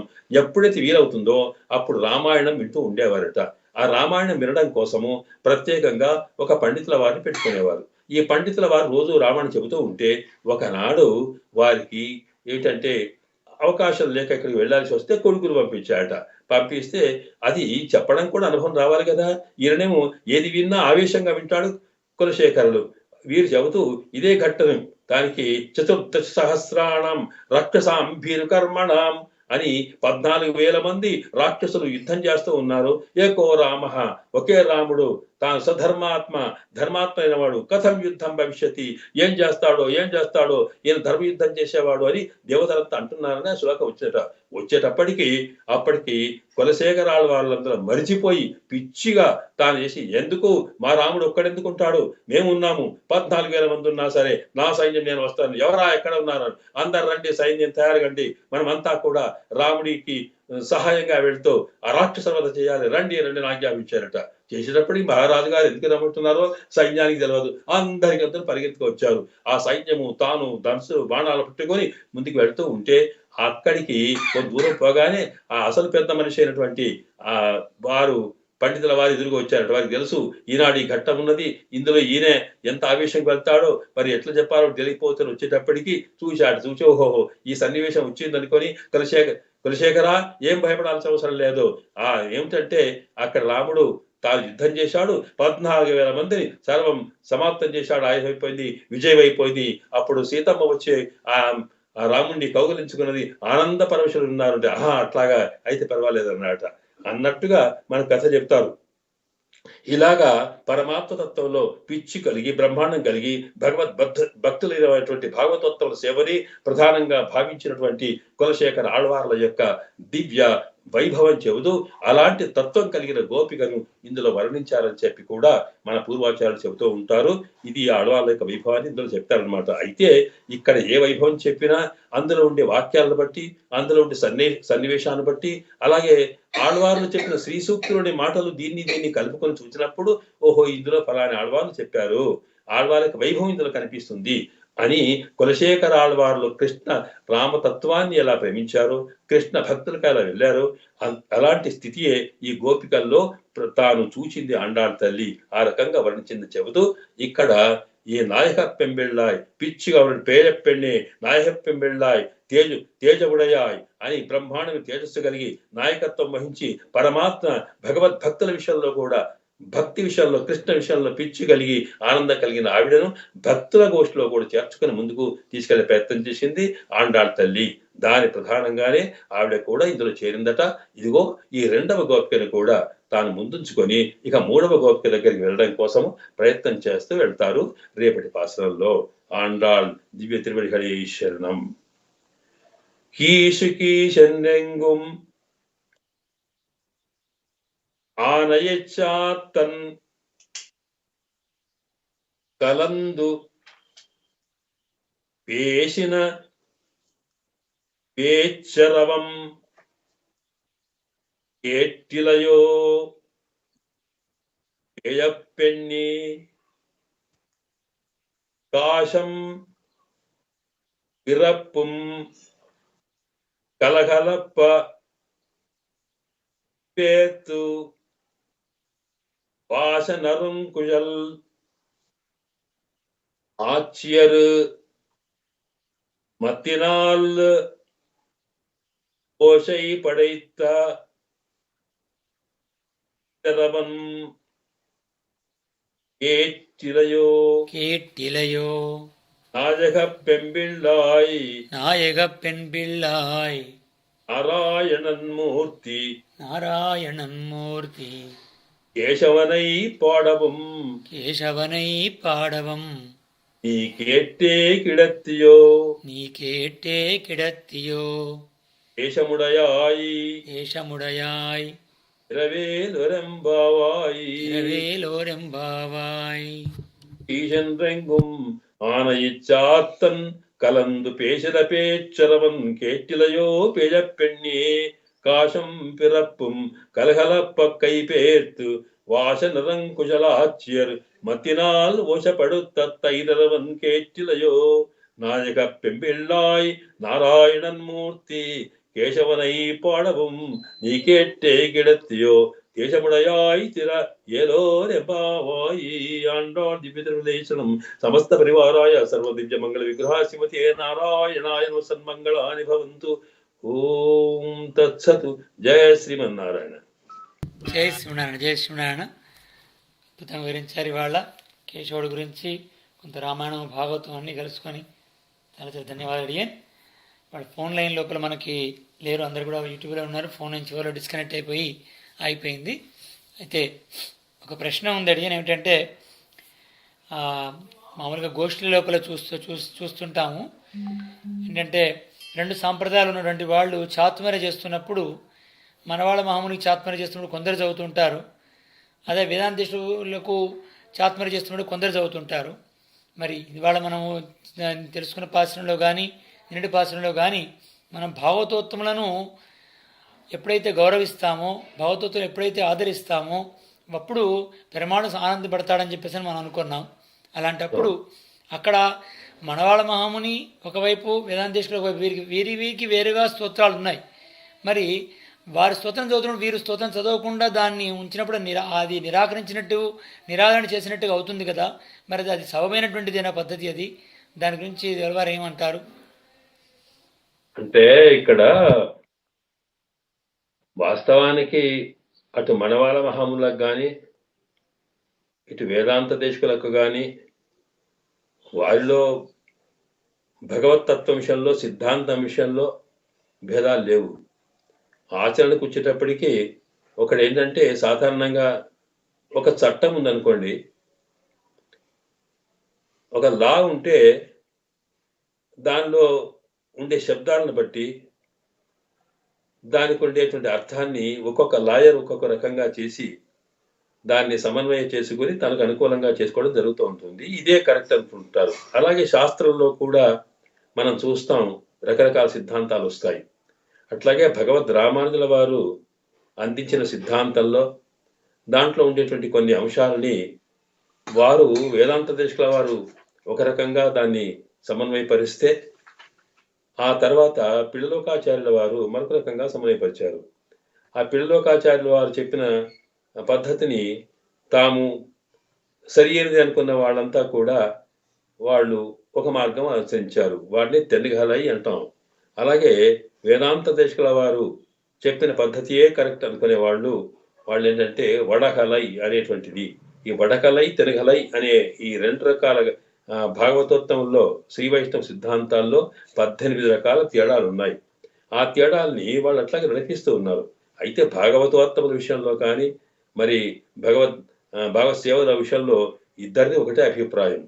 కనుక ఇక్కడ ఏంటి, ఒక పద్ధతిని అనుసరించినప్పుడు మనవాళ్ళ మహాములు కూడా మనకి దేశకుల వారి మన పిళ్ళలోకాచార్య స్వామి వారి యొక్క పద్ధతి ప్రకారము దాన్ని ఆచరించిన వారు కనుక మనవాళ్ళ మహాములు చూపిన మార్గంలో ఉన్నవాళ్ళు అలాగే చేస్తారు.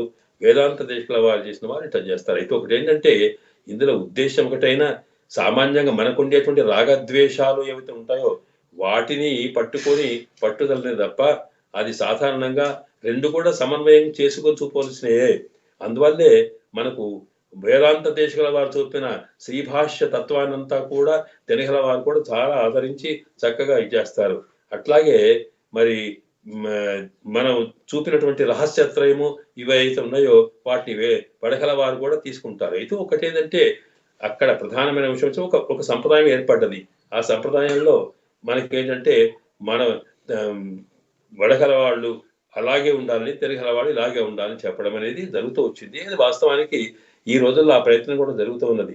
ఎందుకంటే ఇటువంటి భేదాలు అవసరం లేదు, అందరికి ఒకటే అయినప్పుడు దాంట్లో ఇదే ఉంది కనుక రెండింటి చూపించాలని. అయితే ఒకటి ఉంది, వడకల సంప్రదాయాలు ఉన్న వాళ్ళకి, వేదాంత దేశకుల వారి సంప్రదాయాలు ఉన్న వాళ్ళకి సంస్కృత మీద ప్రధానంగా వేదం మీద వాళ్ళకి ప్రధానమైన విశ్వాసం ఉంటుంది. మరి వీళ్ళకేమో ద్రవిడ వేదం మీద ప్రధానమైన విశ్వాసం. అంటే రెండు అవసరమైన ఉభయ వేదాంతాలు ఉన్నప్పటికీ కూడా దాంట్లో వేదాంత దేశకుల వారి సంబంధించిన వాళ్ళు కూడా ద్రవిడ వేదాన్ని, త్రివాయుముషిని, దాని వ్యాఖ్యానాలని సేవిస్తారు. కానీ ప్రధానంగా వాళ్ళంటే వాటికే ప్రాధాన్యం ఇచ్చారు కాబట్టి అది దాంట్లో చూస్తున్నారు. కనుక ఇది మీరు అన్నట్టుగా ఆ రెంటిలో భేదం అవసరం లేదు. అలాగే ఈ మధ్యన దాని గురించి కూడా ప్రయత్నం జరుగుతూ ఉన్నది. ఎవరైనా సరే ఏది మరి ఆచరించినా అది భగవతత్వం రామానుజుల వారి సిద్ధాంతమే కనుక మనం అట్లాగే చేయాలని చెబుతున్నారు. కానీ ఒక సంప్రదాయం ఏర్పడ్డది కదా, ఆ సంప్రదాయం ఏర్పడ్డప్పుడు వేదాంత దేశకుల వారి శ్లోకాల్ని మనం చదవమని ఏం లేదు. గోదాస్థితి చదువుతాం మనం. అసలు సమస్త జననీం వందే చైతన్య స్థంజదాయని రేసీం శ్రీనివాసస్య కరుణామి రూపిణి అనేది గోదాస్థితిలో మరి వేదాంత దేశకుల వారిదే. అలాగే శతమక మణినీలా చారు హలహారస్త అనేది వేదాంత దేశకుల వారిదే. ఇది మనం అనుసంధిస్తూ ఉన్నాం. అట్లాగే మరి వాళ్ళు కూడా దర్శించాలి కానీ అది చేయడం లేదు. దాన్ని మనం సంప్రదాయంగా వస్తున్న అంశం మీద మనం చేయాల్సిందే కానీ మనం పెద్ద దాన్ని చేయగలిగే స్థితి లేదు. పెద్దలు బహుశా కాలమే దాన్ని నిర్ణయిస్తుందని మనం అనుకోవాలంతే. అయితే ఒకటి, మనం ఏ సంప్రదాయంలో ఉన్నామో ఆ పద్ధతి నడవడమే మన పని, మనం చేయాల్సింది అంతే. ఎందుకంటే ధర్మజ్ఞ సమయ ప్రమాణం, మన పెద్దలు ఎలా నడిచారో అదే మనకు, వాళ్ళకు కూడా అంతే. దాంట్లో ద్వేషాలు అక్కర్లేదు, ఎవరి పద్ధతి వాడది.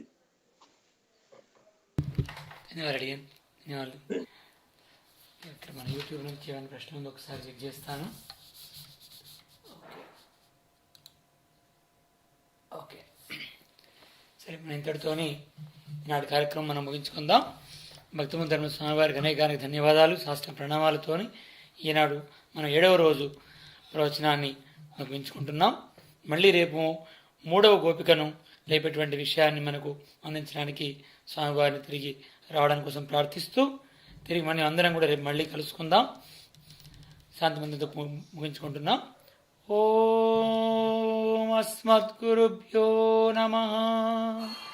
సర్వే భవంతు సుఖినః, సర్వే సంతు నిరామయా, సర్వే భద్రాణి పశ్యంతు మా కశ్చిత్ దుఃఖభాగ్ భవేత్. ఓం శాంతి శాంతి శాంతి. జై శ్రీమన్నారాయణ.